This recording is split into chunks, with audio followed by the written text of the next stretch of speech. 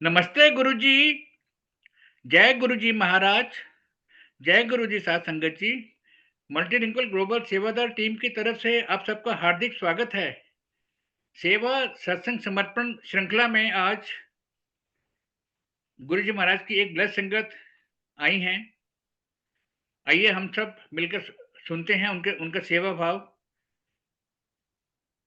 महाराज ने उनको सेवा कब कब बख्शी, कहाँ कहाँ, किस टाइप से उन्होंने सेवा का योगदान दिया, सेवा का भाव क्या होता है, इस सब से संबंधित जो जानकारियां हैं, इसी विषय में हमारी मल्टीलिंगुअल सेवादार आंटी रेणु जैन आंटी जी उपस्थित हैं। Over to you Renu Jain aunty. जय गुरु जी।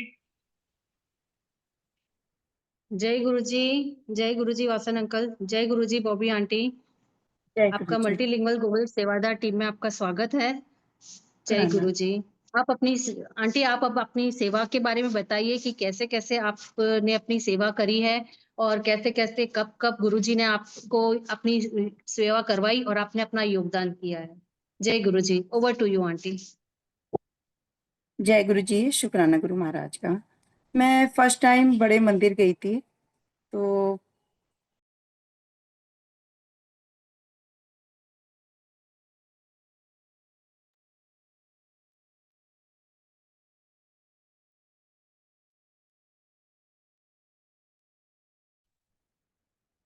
जय गुरु जी। बॉबी आंटी आप ऑडियो पे भी नहीं हो, आपका वीडियो बंद है, दोबारा करना पड़ेगा।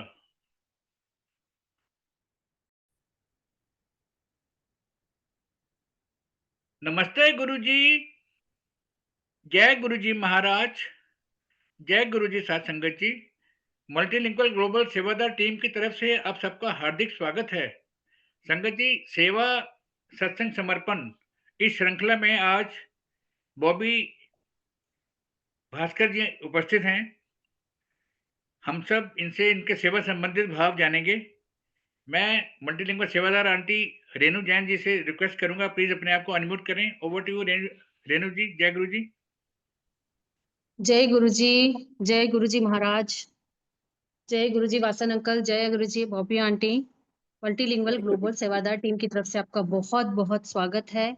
महाराज का बहुत बहुत शुक्राना कि हम सबको ये घड़ियां बख्शी है। आंटी, आप अपनी सेवा के बारे में आप बताइए कि कैसे आपने अपनी सेवा शुरू करी, कहाँ कहाँ मालिक ने आपको सेवा करवाई है और आपने अपना कैसे भाव है और सब चीजें आप अपनी व्यक्त कीजिए। जय Guruji. Over to you aunty. जय गुरुजी। संगत जी, मैं 2013 में बड़े मंदिर गई थी और वहां से मेरी शुरुआत हुई थी गुरुजी से, जो मैं कनेक्ट हुई। उसके बाद मैं सत्संग में जाने लग गई। सत्संग में जाते जाते जैसे मैं देखती थी आंटियां सेवा कर रही हैं, तो मैं बोलती थी कि ये आंटी यहाँ भी सेवा कर रही हैं, ये घर इनका है। फिर मैं दूसरी जगह सेवा पे गई, वहां भी बोला, तो वो बोलते कि नहीं नहीं ये सेवा करते हैं। तो मैंने बोला ये सेवा करते हैं गुरुजी, मुझे तो ऐसी सेवा नहीं देते। एक दिन सत्संग में बैठे बैठे मेरे पास कॉल आया एक आंटी का। बोलते बॉबी आंटी आप सेवा करोगे? मैं एकदम चौंक गई और मेरे मन में वो बातें चल रही थी। फिर उसके बाद गुरुजी ने मेरे को पहली सेवा दी थी रोटी सेवा की। तो वो आंटी बोलती हैं कि बॉबी आंटी आप रोटी सेवा आपके हाथ में है। तो मैंने फर्स्ट टाइम रोटी सेवा ली और मैं घबराई हुई थी कैसे बनाऊंगी, तो मुझे पता नहीं था 35 रोटी बनानी थी। जब मैं रोटी बनाने लग गई तो बनाते बनाते मतलब आटा में बाल आ गया, तो मैं बहुत कंफ्यूज हो गई कि गुरु महाराज माफ करना, ये क्या हो गया, मैंने इतना आटा किया। फिर मैंने वो आटा छोड़ दिया, फिर मैंने दोबारा आटा गूंथा, फिर दोबारा से मैं रोटी बनाने लग गई। दोबारा बनाई तो फर्स्ट रोटी पे ओम बन के आया और सेकंड रोटी पे भी ओम आया। ऐसे ही करते हुए मुझे इतना पता नहीं था कि मुझे फोटो लेनी चाहिए, मैं जानती नहीं थी। उसके बाद फिर मैंने दोबारा रोटी बनाई तो फिर ओम बन के आया, 3 रोटी प्रसाद पे ओम बन के आया था। शुक्राना गुरु जी का। उसके बाद संगत जी मैंने अपना सत्संग शेयर किया कि गुरु जी ने मेरे को इतना ब्लेस किया, फर्स्ट टाइम ही गुरु जी ने इतना कुछ मेरे को दिखाया। उसके बाद मेरी सेवा आई, जो कहीं भी गुरु जी बुलाते रहे, मेरे को बहुत जगह बुलाया गुरु जी ने। चाहे वो दिल्ली से बाहर है, दिल्ली में है, दिल्ली में बहुत जगह है, और दिल्ली से बाहर भी गुरुजी लेके गए। छतरपुर मार्कंडे हॉल में भी मेरी सेवा लगती थी और बहादुरगढ़ भी गुरुजी ले गए। गुरुजी ने बहुत जगह मेरे को सेवा दी, शुक्राना गुरुजी का। तो मेरे सत्संग ऐसे ही चलते रहे, गुरुजी ने मुझे बहुत कुछ दिखाया। और फर्स्ट टाइम गुरुजी ने मेरे को एक बहुत बड़ी ब्लेसिंग दी थी। जो गुरुजी का एक लॉकेट प्रसाद जो मेरे मन में था, वो मुझे सबसे पहले वो मिला। उसके बाद मेरी सेवा चालू हो गई। सेवा ऐसे चालू हुई कि दरबार की सेवा मिली। मुझे पता नहीं था कि कैसे करना है। गुरुजी ने वो सेवा भी दी मुझे।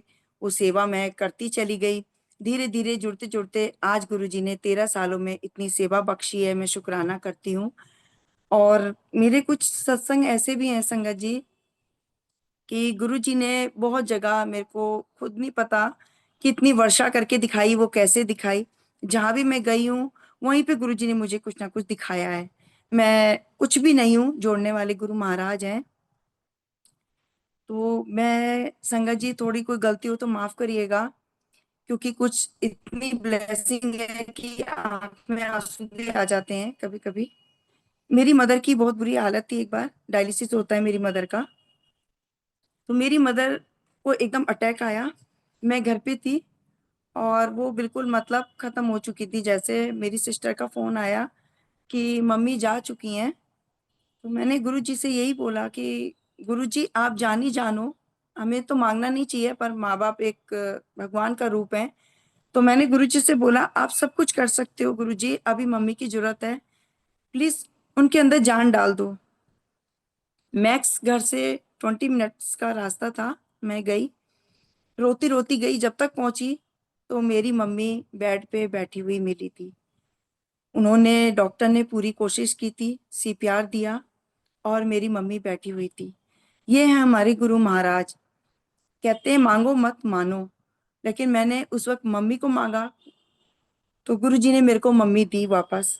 और आज भी गुरुजी की ब्लेसिंग से मम्मी ठीक ठाक है। फिर मेरी सेवा चलती रही संगत जी, बहुत जगह सेवा मिली है कि बहादुरगढ़ हो, दिल्ली में हो, नोएडा में हो, गुड़गांव में बहुत सेवा लगी है। गुरुजी कहीं कहीं तो संगत के मन में डालते हैं कि ये सत्संग तो बॉबी आंटी करेंगी।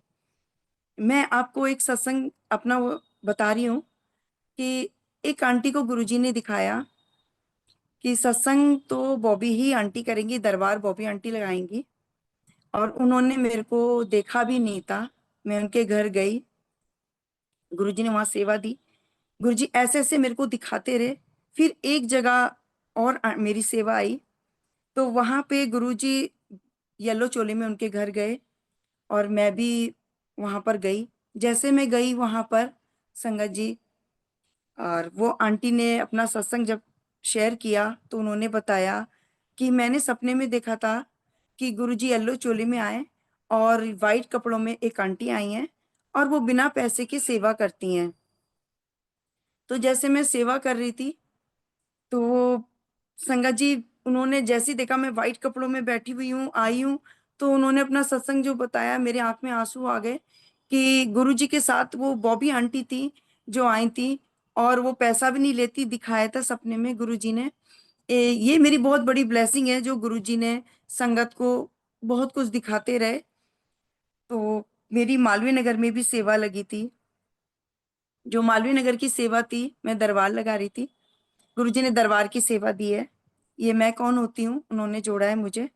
और बहुत जगह जहाँ भी है, गुरुजी ने सबसे पहले तो रोटी प्रसाद की सेवा से शुरू किया था और आज गुरुजी ने दरबार की सेवा से मुझे जोड़ा हुआ है, जो मेरी दरबार की सेवा चल रही है। शुक्राना गुरु महाराज का। संगत जी, मालवीय नगर में सेवा थी, मैं दरबार लगा रही थी।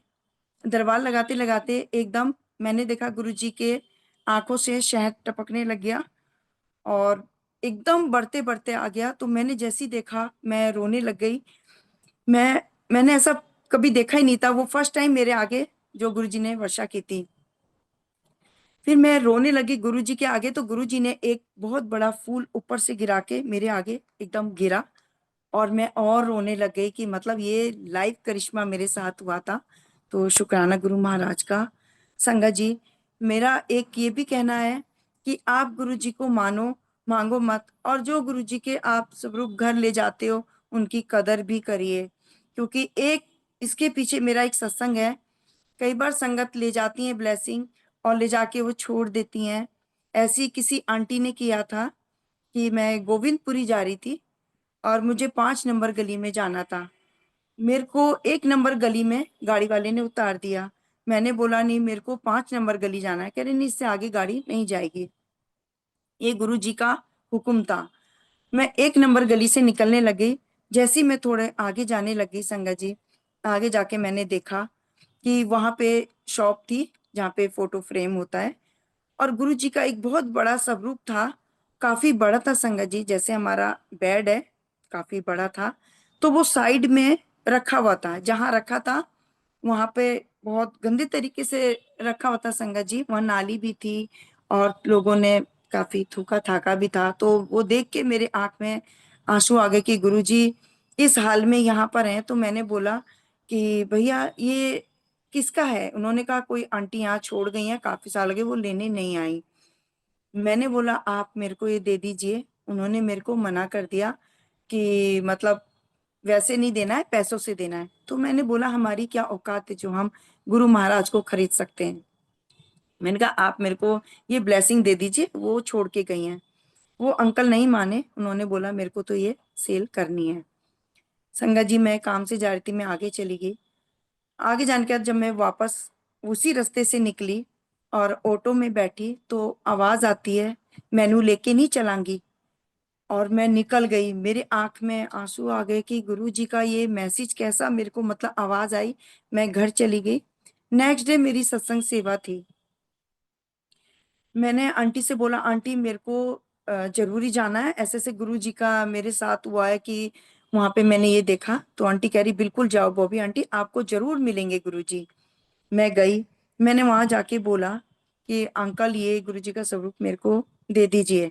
वो ऐसे ही फिर करते रहे पैसे के लिए। मैंने कहा अंकल प्लीज देख लीजिए। तो उन्होंने एक स्माइल करी। उनके चेहरे पे एक अलग सी रौनक आ रही थी, मुझे समझ नहीं आया संगत जी। उसके बाद उन्होंने वो स्वरूप पैक करने लग गए और वो काफी बड़ा था। तो मैंने जैसे ही उन्होंने पैक किया, मैं बाहर निकल के मैं देख रही थी ये तो ऑटो पे नहीं आएगा। फिर मैंने कहा तो टेम्पू में आएगा, मैं टेम्पू करूंगी कैसे? तो अंकल भी बोले कि वो आप देखिए कैसे करना है। जब मैंने बाहर ऑटो का हाथ दिया, वहां 4-5 अंकल खड़े थे मेरे लिए, तो वो संगत है हमारी किस रूप में। तो बोलने लगे कि अरे ये वही है गुरुजी जो यहाँ पे पड़े थे, आओ आओ चलो हम लोग गुरुजी को, चलो हम हेल्प कराते हैं। उन्होंने वो हेल्प करी और उन्होंने गुरुजी का स्वरूप ऑटो के ऊपर अच्छे से रखवा दिया। फिर मैं घर लेकर आई संगत जी। जो स्वरूप मैंने वहां देखा था उसमें गुरुजी का चेहरा बिल्कुल काला पड़ा हुआ था। जो मेरे बैग पे गुरुजी हैं ब्लैक चोले में, इसी रूप में गुरुजी आए थे मेरे घर में। तो गुरुजी बिल्कुल ऐसे ब्लैक से उसमें घर में लेकर आई। वो जैसे मैंने खोला, एक अलग सी चमक थी गुरुजी के चेहरे पे, बहुत सुंदर। फिर उस गुरुजी के पीछे मेरा सत्संग बनता रहा। वो ब्लेसिंग मेरे घर आई। कुछ टाइम बाद वो गुरुजी के चेहरे पे और गुरुजी के स्वरूप पे कुछ ना कुछ मुझे दिखता रहा संगत जी। फिर वो किसी संगत ने भोगल में बोला आंटी हमें ये सेवा पे दे दो। तो मैंने कहा आंटी ये मैं बहुत दिल से गुरुजी की ब्लेसिंग लाई हूँ, ये तो मैं दे नहीं सकती हूँ, लेकिन मुझे नहीं पता गुरुजी की क्या मर्जी है। वो गुरुजी का स्वरूप वहां चला गया। वहां जाने के बाद संगत जी वो आंटी लेकर गई। उन्होंने जिस कमरे में रखा था उनके घर में चोर आ गए। वहां पे चोर आए, वो आंटी सो रही, उनको कुछ आवाज लगी, कुछ ऐसा लगा कि मतलब चोर आए। वो चोरी करके जैसे निकले, आंटी वहीं साथ वाले कमरे में लेटी थी। ये शायद गुरुजी ने वहां अपनी पूरी ब्लेसिंग देनी थी। वो कुछ भी कर सकता था, तो वो आंटी को बचाना था। गुरुजी उस रूप में वहां गए। फिर वो ब्लेसिंग कुछ टाइम बाद संगत जी एक आंटी के घर फिर चली गई। वहां पे मंथली सत्संग होता है, वो गुरुजी वहीं पे जाने थे। वहां गए गुरुजी, वहां पे मंथली सत्संग चलता रहा। कुछ टाइम बाद संगत जी उनके घर में भी वही हुआ। उन्होंने वो स्वरूप लगाया और उन्होंने पीजी चला रखा था। लड़की एक कमरे में थी, वो आंटी अगले कमरे में थी। और आंटी बिल्कुल गुरुजी के दरबार के आगे वहीं दीवान लगा रखा था, सो रही थी। संगत जी उनके साथ भी ये हुआ कि चोरों ने स्प्रे किया, पूरा सबको सुला दिया। उसके बाद वो दरवाजा काट के अंदर आए। उन्होंने उनके बेटे के कट करके भी देखा था कि कट करके देखा तो उसमें वो देख रहे थे कि ये होश में है या बेहोश है, तो वो उठे नहीं थे। उसके बाद जब वो उनकी कुछ घंटे बाद आंख खुली तो उन्होंने देखा कि दरवाजा खुला हुआ है, लैपटॉप नहीं है, मोबाइल नहीं है, कुछ भी नहीं है वहां पे। जब उनकी आंख खुली वो एकदम रूम में गई, लड़कियां ठीक ठाक हैं, सब कुछ ठीक है। आंटी एकदम रूम से बाहर आई और उन्होंने देखा, हल्ला मचाया कि चोरी हो गई घर में। जब उन्होंने देखा लैपटॉप वो सब ले गए। वो लैपटॉप में कुछ ऐसा सिस्टम होगा जो पता चल रहा था लैपटॉप भी कहाँ पर है, जो भी था। तो वो आंटी ने देखा कि हम लोग सब बच गए हैं, ये शुक्र है कि हमारे साथ कुछ गलत नहीं हुआ। तो संगत जी ये गुरु जी की ब्लेसिंग है बहुत बड़ी।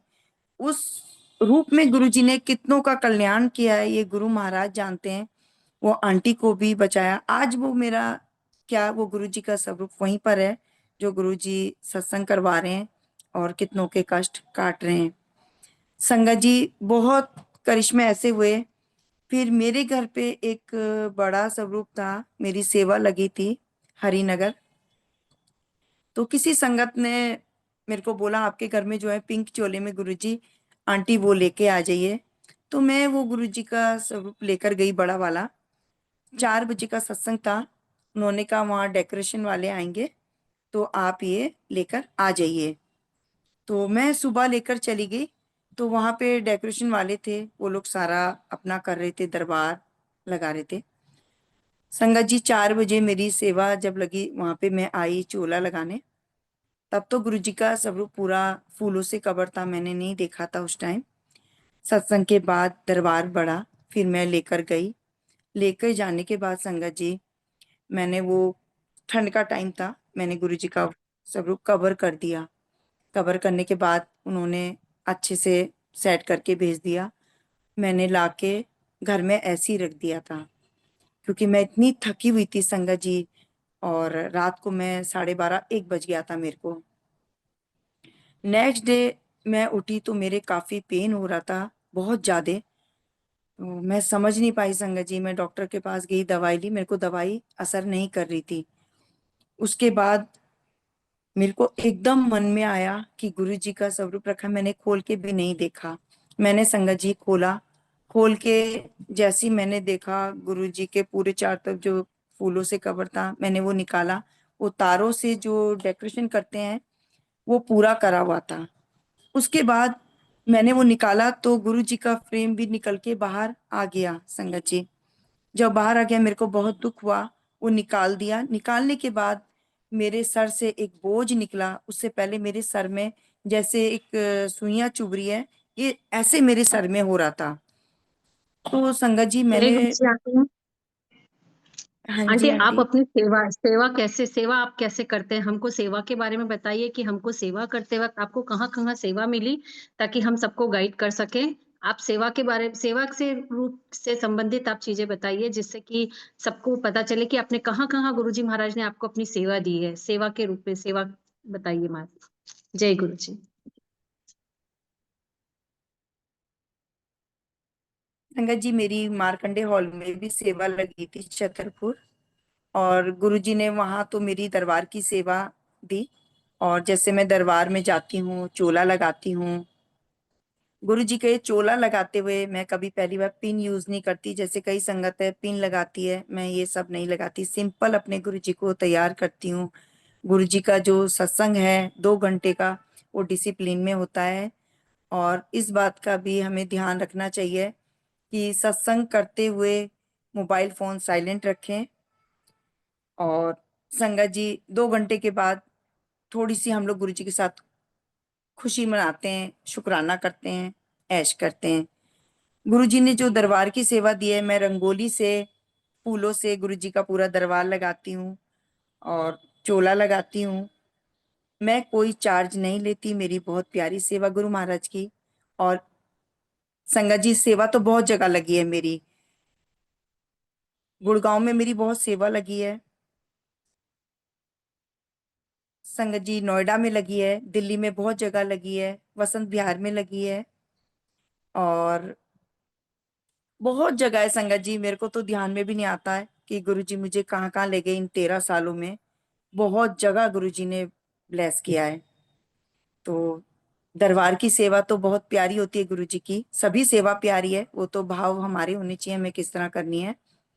तो संगत जी और कुछ मेरे को इतना है कि हाँ, मैं दरबार की जो मेरी रंगोली की सेवा है, चोला लगाती हूँ, गुरु जी को पूरा डेकोरेशन जो करती हूँ, मेरी इंस्टाग्राम पे भी है, उसमें जो मेरी सत्संग है, जो मैंने गुरु जी ने जो सेवा दी है वो सब मैंने शेयर करें। दरबार की जो मेरी सेवा रहती है, मैं संगत को भी संभालती हूँ, ये मेरी सेवा रहती है।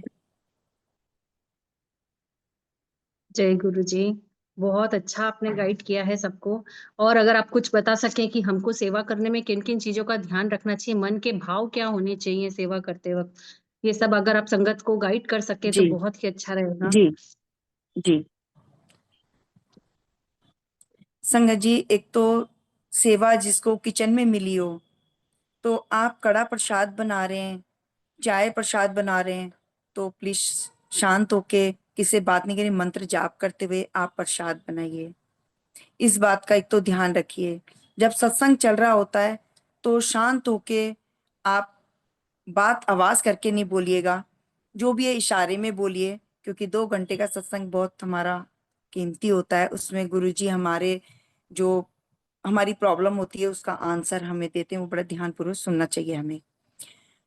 और सत्संग में कोई भी आप गुरु जी के स्वरूप के साथ छेड़खानी, सिंपल तरीके से गुरु जी के, आपके अगर घर में जगह है तो आप स्टैंड पे गुरु जी को लगाइए। कई संगत बोलती हैं कि हमारे घर में जगह नहीं है, कई बार गद्दी पे गुरु जी का स्वरूप रख देते हैं, मानते हैं ये भी गुरु महाराज की आज्ञा होगी, वो उनकी थोड़ी मजबूरी होती है, मैं समझ सकती हूँ। तो इन बातों का कोशिश करें कि गुरु जी गद्दी पर बैठे हैं तो गुरु जी का स्वरूप साइड में लगाएं, अपने भाव में आप रखते हैं वो भी। और जो हमारा लंगर प्रसाद होता है संगत जी, वो सिंपल तरीके से बनाइए। जैसे उसमें रोटी प्रसाद, आप दाल प्रसाद, सब्जी, जैसे आजकल संगत करती हैं कि बहुत कुछ बनाने लग गई हैं, कि एक पार्टी के तरीके से करने लग गए हैं कि कोई कुलचा, समो, मतलब अलग अलग तरीके से बहुत कुछ बना रहे हैं। तो सिंपल जो गुरुजी का लंगर प्रसाद है, जो गुरुजी ही बोलते थे, तो वो रोटी प्रसाद, सिंपल दाल और सब्जी, चटनी, कड़ा प्रसाद हमारा, और सिंपल तरीके से अपनी जैसे चाय, आपके जो भाव में बिस्किट रखिए, तो ये इस बात का ध्यान रखिए। और संगत जी जैसे आप नई संगत लेके आ रहे हैं तो आप इस बात का भी ध्यान रखिए, उनको आपको समझाना है कि सत्संग के रूल फॉलो करें, कि आप मोबाइल फोन साइलेंट रखें, सत्संग में आप बातें नहीं करिए, और दूसरे को भी समझाइए। सत्संग में आते हैं, किसी को पता नहीं होता, कई बार क्या होता है पैसे भी चढ़ाने लगती है संगत, तो ये इन बातों का ध्यान रखें कि हमें कोई पैसा नहीं चढ़ाना। गुरु जी के यहाँ कोई पैसा नहीं चढ़ता, अपने भाव से आप गुरु जी की सेवा करिए, इन बातों का आप ध्यान रखिए। एक बार और आप ये बता दीजिए कि जैसे लंगर प्रसाद बहुत सारा होता है तो उसको हम कैसे गरम करें या नहीं करें, उसका कई संगतों के कंफ्यूजन होता है कि जैसे यहाँ ठंड है जी तो हम गरम कर पाते हैं कि नहीं कर पाते हैं, आप इसको भी थोड़ा सा एक बार बता दीजिए। जी संगत जी, जैसे लंगर प्रसाद आता है, कई बार आजकल घर में भी बनता है, बाहर से भी ऑर्डर करते हैं। तो बाहर से एक तो ये काम गलत कभी मत करिए। जैसे आजकल पैक होके आ रहा है लंगर प्रसाद, वो जो 4 खानों की प्लेट होती है वो रेडी होके आता है, वो मत करिए प्लीज। क्योंकि हमारी गुरु जी की ब्लेसिंग वो होती है, आप घर में अगर सत्संग कर रहे हैं, घर में प्रसाद बना रहे हैं, तो आप पहले तो उसको पूरा गर्म कर लीजिए भोग लगाने से पहले। फिर गुरु जी को आप भोग लगाते हैं गरम गरम, आप वो रखिए। उसके बाद जब आप मिक्स करते हैं, उससे पहले आप गरम कर लीजिए, मिक्स करने के बाद गरम मत करिए, इस बात का आप ध्यान रखिए। और जब हम लंगर प्रसाद बनाते हैं घर में, तो हम गुरु जी को भोग लगाते हैं, फिर वो हम मिक्स करते हैं, वो हमारी ब्लेसिंग तैयार होती है। कई बार संगत क्या करती है कि रेडीमेड आ जाता है आजकल, वो भोग लगता नहीं, एक प्लेट रख देते हैं गुरु जी के आगे, उसके बाद वो सबको शेयर कर देते हैं।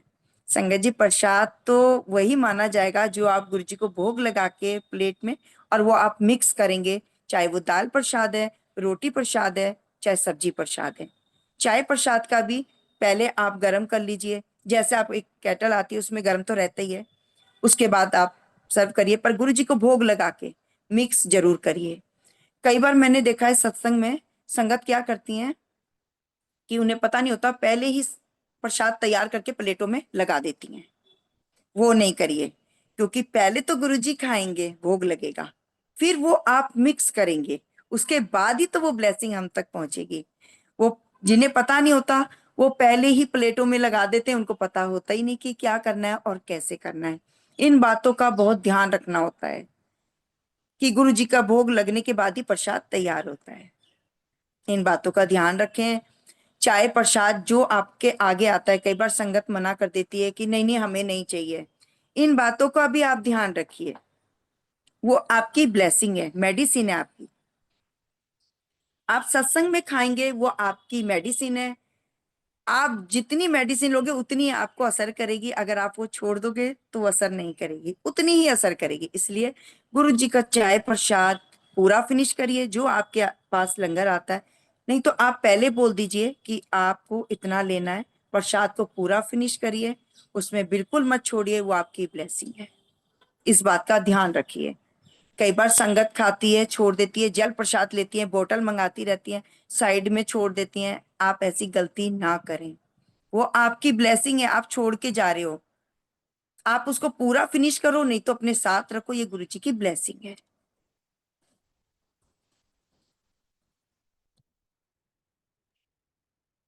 एक चीज और आप थोड़ा सा संगत जी को बताइए कि जो हम फूल महाराज को चढ़ाते हैं, महाराज के चढ़ाने के बाद जब महाराज का वेलकम करते तो सब जने महाराज के ऊपर फूल चढ़ाते हैं, फूलों की वर्षा करते हैं और फिर उसके बाद उनके ऊपर वो स्टेप देके चलते रहते हैं।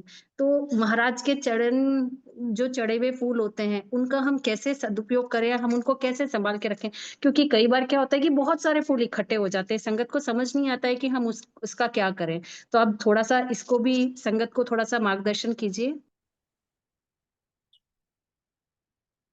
संगत जी, जैसे वेलकम होता है गुरु जी का, उस टाइम कोशिश करनी चाहिए, गुरु जी तो हमारे सामने बैठे हैं, हर पल हमारे साथ हैं, उस टाइम आप फूल फेंक के, और जैसे रोडों से आजकल निकालने लगे गली गली घुमा के, तो गली गली तो घुमा के लाना, रोडों से निकालना, वो तो संगत जी एक बार को मैं गलत बोलूंगी, क्योंकि गुरु जी को पूरे में घुमाना भी गलत है। आप अपने, आपके भाव हैं, आप दरवाजे से जब गुरु जी की एंट्री करते हैं, गुरु जी को लेके आते हैं, तो आप फूलों से गुरु जी का स्वागत करते हैं, तो कोशिश करिए वेलकम करिए, थोड़े फूल, और वो बास्केट में आप रख के लेके चलते तो कोशिश करिए फूल उसमें ही गिरे। अगर फूल दरबार के हैं, जो आप दरबार में बिछे हैं, दरबार हम जब बढ़ा देते हैं, उसके बाद वो फूलों को आप पार्क में ले जाके साइड में डालिए, ताकि वो खाद का भी काम करेंगे, पैरों में ना आए। कहीं जैसे किसी को पता नहीं होता, फूल ले जाके वो सोचते हैं हम क्या करें, कहीं बाहर साइड में रख दिए, कहीं फेंक दिए, उन्होंने सोचा कूड़े वाला है चलो उसको दे दो, गलती ऐसी ना करें। वो गुरु जी की ब्लेसिंग कोशिश करें कि दरबार बढ़ाने के बाद फूलों को आप साइडों में, पार्क में साइड में डाल दें, ताकि वो भी उसका यूज हो पाए, खाद का काम करेंगे, और पैरों में भी नहीं आएगी, वो साइड में रहेगी। फूलों को गुरु जी के, कई बार होता है कई लोग बुक्के बहुत अच्छे से बना बना के गुरु जी के ऊपर भी लगा देते हैं। कोशिश करें गुरु जी के हल्के तरीके से फूल लगाएं, ऐसे भी ना लगाएं, कोई तारों से कवर कर रहे हो तो गुरु जी की तकलीफ को महसूस करो, क्योंकि वो जानी जाने शक्ति हैं। लेकिन वो मेरे साथ भी हुआ है, मेरी जो ब्लेसिंग गई थी उसमें गुरुजी ने ऐसा दिखाया कि गुरुजी को, जैसे मैंने अभी शेयर किया था, कि ऐसी भी गलती ना करें। कुछ बातें ऐसी हैं कि आप गुरुजी के साथ छेड़खानी कई संगत करती है, गुरुजी के साथ कुछ नहीं बताया, आपको ब्लेसिंग मिली है तो लंगर जैसे कर रहे हैं, और ब्लेसिंग भी संगत कई बार शेयर करती है, तो लंगर करते हुए वो हाथ में ले रही हैं, मोड़ के रख रही हैं, आप कोशिश करिए, जब दर्शन करके माथा टेक के संगत जा रही है, आप ब्लेसिंग तब पकड़ाएं उनको। जब संगत जाती है तब आप ब्लेसिंग दें, इस बात का भी ध्यान रखें। कभी कभी हमसे भी गलती हो जाती है कि हम बैठे हैं और संगत को हम ब्लेसिंग देने लगते हैं, वो खा रही हैं, हाथ झूठे हैं, फिर वो भी मजबूर होती हैं तो उनको हाथ में पकड़ना पड़ता है। तो ऐसी गलती ना हो। बहुत बातें हैं संगत संगत जी जो हमें ध्यान रखनी चाहिए। और कोशिश करिए कि जैसे वेलकम हो रहा है गुरु जी का, आप सत्संग का मैसेज बनाते हैं, आप उसमें लिखिए वेलकम से 5 मिनट्स पहले पहुंचे और मोबाइल फोन साइलेंट रखें। मैं जब सत्संग का मैसेज बनाती हूँ तो मैं उसमें ये जरूर लिखती हूँ कि मोबाइल फोन साइलेंट रखें, वेलकम से 5 मिनट पहले पहुंचे। गुरु जी हमारी, जो हमारी ब्लेसिंग है, गुरु जी आके हमारी वेट न करें, हम गुरु जी की इंतजार करें, हमें वो करना चाहिए कि गुरु जी की हम इंतजार करें और गुरु जी आके बैठे, वो नहीं। और सत्संग में कई बार संगत आती है, क्या होता है, गुरु जी हमारे गद्दी पर बैठे हैं और संगत आ रही है, गले लग रही है, इधर मिल रही है, उधर मिल रही हैं। आप सबसे पहले गुरु जी से मिलिए जिनके लिए आप आए, आप बाद में मिलिए। सत्संग के बाद जो भी परिवार है वो सब बाद में। आप सत्संग में आए तो गुरु जी के लिए आए तो वो ब्लेसिंग लो पहले आके। अगर सत्संग में कई बार होता है, मानते हैं इमरजेंसी कॉल भी आ सकती है किसी की, तो वो फोन उठा के बाहर साइड में बात करिए। कई बार क्या होता है, सत्संग में बैठे बैठे आप उसी टाइम बात करने लगते हैं, आपकी ब्लेसिंग जाने लगती है वहां से। तो कोशिश करिए कि आप बाहर बात करिए, मोबाइल फोन साइलेंट रखिए, इन बातों का ध्यान रखिए। कुछ गलती हो रही हो जी। तो संगत जी मैं माफी चाहती हूँ, लेकिन गुरु महाराज नहीं की जो नहीं, आज्ञा है वो मैं शेयर कर रही हूँ। बहुत अच्छा आपने किया। लोग बाग वीडियो रिकॉर्डिंग भी, संगत सत्संग चल रहा होता है, वीडियो रिकॉर्डिंग भी करते हैं, तो सभी जने डिस्ट्रैक्ट होते हैं उसमें। लेकिन वो नहीं समझते हैं कि हम कितनी बड़ी भूल कर रहे हैं, क्योंकि हमको महाराज से कनेक्ट होना है, हमको किसी और को नहीं दिखाना। ये अपना और महाराज का सीधा कनेक्शन है। हमको किसी से और से मतलब नहीं रखना चाहिए, क्योंकि हम एक ऐसे दरबार में आए हैं जहाँ पे हम अपनी आत्मा परमात्मा से कनेक्ट करने के लिए बैठे हैं। सारी दुनिया तो फिर बाहर जाके भी वापस हमारे साथ ही है। तो इसलिए आपने बहुत अच्छे से गाइड किया है। बहुत-बहुत शुक्राना। महाराज ने एक सेवादार के रूप में ऐसा लगता है कि हमको गण बना के भेजा है। ये गण हैं हमारे। महाराज शिव जी महाराज ने हमको गणों के रूप में उतारा हुआ है कि मेरे आस-पास भी ऐसा लगता है कि मेरे जो ध्यान रखने वाले वो मेरे गण हैं। मेरे लिए गण भेजे हैं महाराज ने, तो हमें सबका रिस्पेक्ट करना है। ये बहुत अच्छे से आपने समझाया है और बहुत-बहुत धन्यवाद आपका। Over to you Vasar uncle. जय गुरु जी। बहुत ही भाव से आपने सेवा संबंधित अपने भाव बताए संगत जी को। काफ़ी मैसेजेस, आपके मैसेजेस मिले हैं संगत जी को। गुरु महाराज की कृपा आप पर, परिवार पर, गुरु संगत पर बनी रहे। इसी के साथ ही हम गुरु महाराज से आगे लेंगे। जय गुरु जी। जय गुरु जी। जय।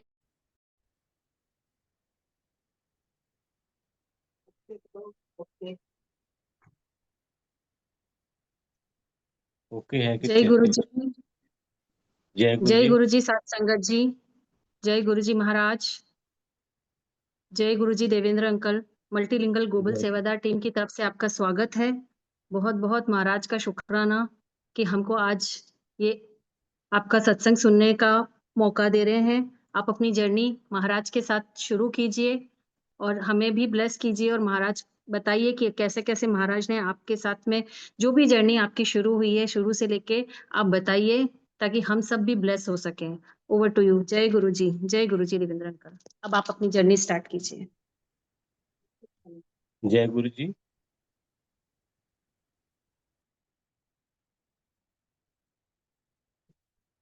आवाज आ रही मेरी? जी, आपकी आवाज आ रही है। हाँ आप शुरू कीजिए। जी। जय गुरु जी। मैं गुरु जी के साथ, हम गुरु जी के साथ 1995 से जुड़े थे। मैं और मेरा परिवार, हम गुरु जी के साथ हम काफी टाइम रहे हैं। तो मैं, मेरी वाइफ को गुरु जी बादलों में दिखा करते थे, दलाई लामा के रूप में। तो उनको ढूंढने के लिए गुरुजी इसको बड़ी बेचैनी रहती थी कि हम गुरुजी को कैसे पाएँ? तो मैं भी इसके साथ जाया करता था। हम पहले बद्रीनाथ गए, तो बद्रीनाथ में गुरुजी ने इनको दर्शन दिए, बादलों के रूप में सिर्फ़ बैक दिखाई देती थी और इनका फेस नहीं दिखाई देता था। तो जब हम बद्रीनाथ गए, हम पूरा परिवार था साथ में, तो हमें तो मतलब कि प्रसाद में इलायची दाना और तुलसी और चने की दाल का प्रसाद मिला। लेकिन इसको गुरुजी ने एक हलवे का गरम-गरम पत्तल भर के दिया और वो ऐसा प्रसाद था कि वो वहाँ आस-पास कहीं भी नहीं मिलता था। जब ये लेके बाहर आई तो हम सब हैरान हो गए कि भई हमने पूछा कि ये तुझे कहाँ से मिला है? तो उसने कहा मैं तो यहीं से लेके आई हूँ मंदिर के अंदर से। तो हमने कहा हम भी तो वहीं दर्शन करके आए, हमें तो वो नहीं मिला। तो गुरुजी ने इसको जो पहला था जो ब्लेसिंग दी थी गुरुजी ने इसको बद्रीनाथ में वो हलवे के प्रसाद के रूप में दी थी, तो हलवे का प्रसाद इसको मिला। तो वो सबने हमने बहुत खाया, बिल्कुल जैसा गुरुजी के पास मिला करता था, ऐसे ही प्रसाद था वो गुरुजी का मिला। उसके बाद फिर हम वहाँ से केदारनाथ गए। केदारनाथ की जो चढ़ाई थी वो बहुत मुश्किल थी। तो इसके लिए तो ज़्यादा मुश्किल थी क्योंकि इसके बैक में चोट लगी हुई थी, तो फिर भी गुरुजी की कृपा से वहाँ भी गुरुजी इसको ऐसे मिले कि बादलों के रूप में मिले और इसको देखती-देखती ये आगे चढ़ती गई चढ़ाइयाँ, तो वहाँ भी चली गई। केदारनाथ से जब हम वापस आए तो हमारा इसका मन बहुत बेचैन था। तो फिर इसकी जो बड़ी सिस्टर थी वो जालंधर में रहा करती थी, उसके पास गए। वहाँ फिर उन्होंने हमें वहाँ पे जो गुरुजी जहाँ करते थे डिफेंस कॉलोनी में, तो वहाँ एक दिन हम गए। तो वहाँ उन्होंने गुरुजी हमें नहीं मिले वहाँ पे, तो हम वहाँ पे सिर्फ़ चाय प्रसाद लेके आ गए वापस। फिर उसके बाद हम वहाँ से चंडीगढ़ आ गए, एक बार फिर गए। फिर वो कहते जी ये जो अभी-अभी गए हैं आपके सामने, तो ये गुरुजी थे और ये चले गए हैं पंचकुला चले गए हैं। तो वहाँ भी दर्शन नहीं हो पाए। तो फिर उसके बाद हम अपने घर आ गए। फिर पंचकुला में भी हम एक दिन गए। वहाँ पे जो जनरल आहूजा थे, उनके घर शायद गुरुजी ठहरे थे, वहाँ पे भी हम गए, तो वहाँ भी उनके दर्शन नहीं हो पाए गुरुजी के। लेकिन वहाँ पे उनके जैसे बादलों के रूप में गुरुजी दिखा करते थे, तो ऐसे दिखे ये कहते ये यहीं हैं, कहीं मिलेंगे। तो वहाँ भी नहीं उनके दर्शन हो पाए, वहाँ 1-2 बार हम गए, कोशिश की तो नहीं मिल मिल पाए। तो उसके बाद फिर हम चंडीगढ़ आ गए वापस।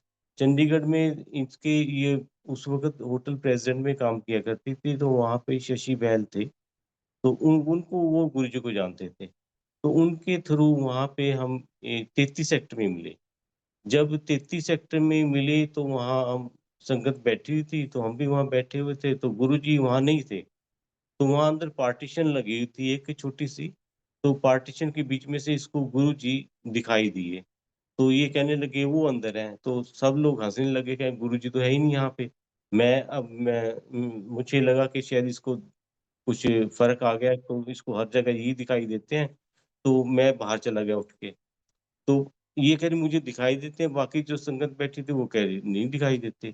तो इसने थोड़ी देर में ही जैसे ये बता रही थी कि गुरुजी ने सफ़ेद चोला डाला हुआ है और ऐसे ऊँचे काफ़ी ऊँचे कद के हैं, पतले से हैं, तो मतलब इतने में गुरुजी बाहर की तरफ से अंदर एंटर किया।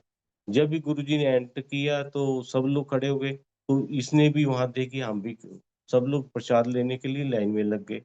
तो हम भी उनको देख के संगत को देख के हम भी लाइन में लग गए। तो गुरुजी उस वक़्त उन्होंने ਅੱਜ ਸਾਡੇ गुरु आओ जी ये एक लगा मतलब प्लेइंग ये गाना ही लगा था उस वक़्त तो, हमें गाना ही लगता था। तो गुरु आओना जी वो सुन रहे थे सारे, तो गुरुजी वहाँ बैठे थे, उनके साथ में हलवा रखा हुआ था, तो सब लोग गुरुजी के पैर छू रहे थे और गुरुजी उनके हाथों में हलवा दे रहे थे, तो वो सब जाके बैठ जाते जहाँ जिसको जगह मिलती थी। तो ऐसे ही मैं भी गया, तो मैंने भी वो प्रसाद लिया और लेके बैठ गया। जब ये गई पहले दिन ही तो इसको गुरुजी ने बुला लिया। गुरुजी ने इससे बातें की, इससे पूछा कि मैं तेनू ਏਦਾਂ दिखदा सीगा? ते इसने कहा हाँ जी।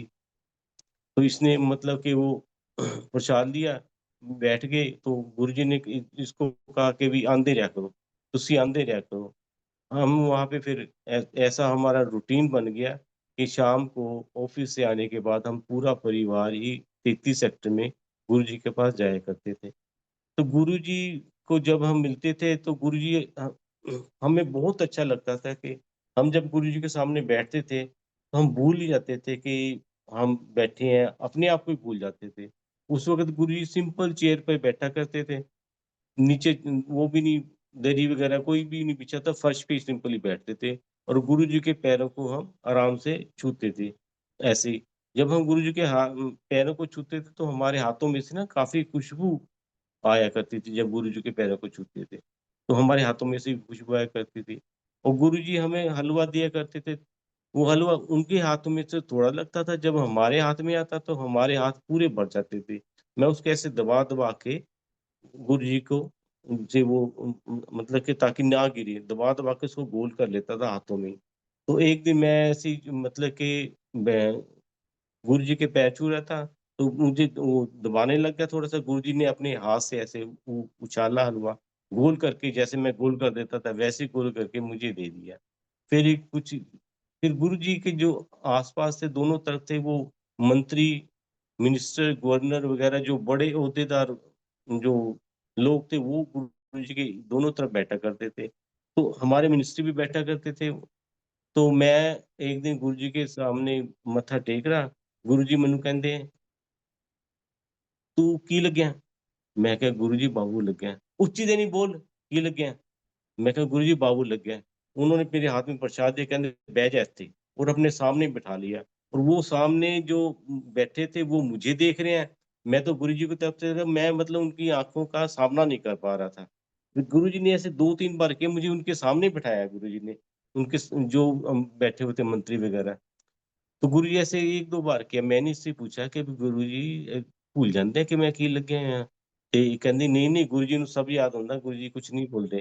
गुरुजी ने काफ़ी टाइम उनके सामने मुझे बिठाया। तो ऐसे हमारी जर्नी चलती रही वहाँ पे। गुरुजी के साथ हम फिर बच्चे जो मेरे थे, वो भी ऐसे ही जाया करते थे। हमारे पास स्कूटर हुआ करता था, तो जब मैं स्कूटर वहाँ खड़ा करता था, तो मेरी मिसेज़ और बच्चे एकदम से उतर के भाग जाते थे और मैं स्कूटर खड़ी करने के लिए जगह ढूँढता था, मैं बाद में जाया करता था वहाँ पे। तो ये हमारी ऐसे जर्नी शुरू हुई गुरुजी के साथ।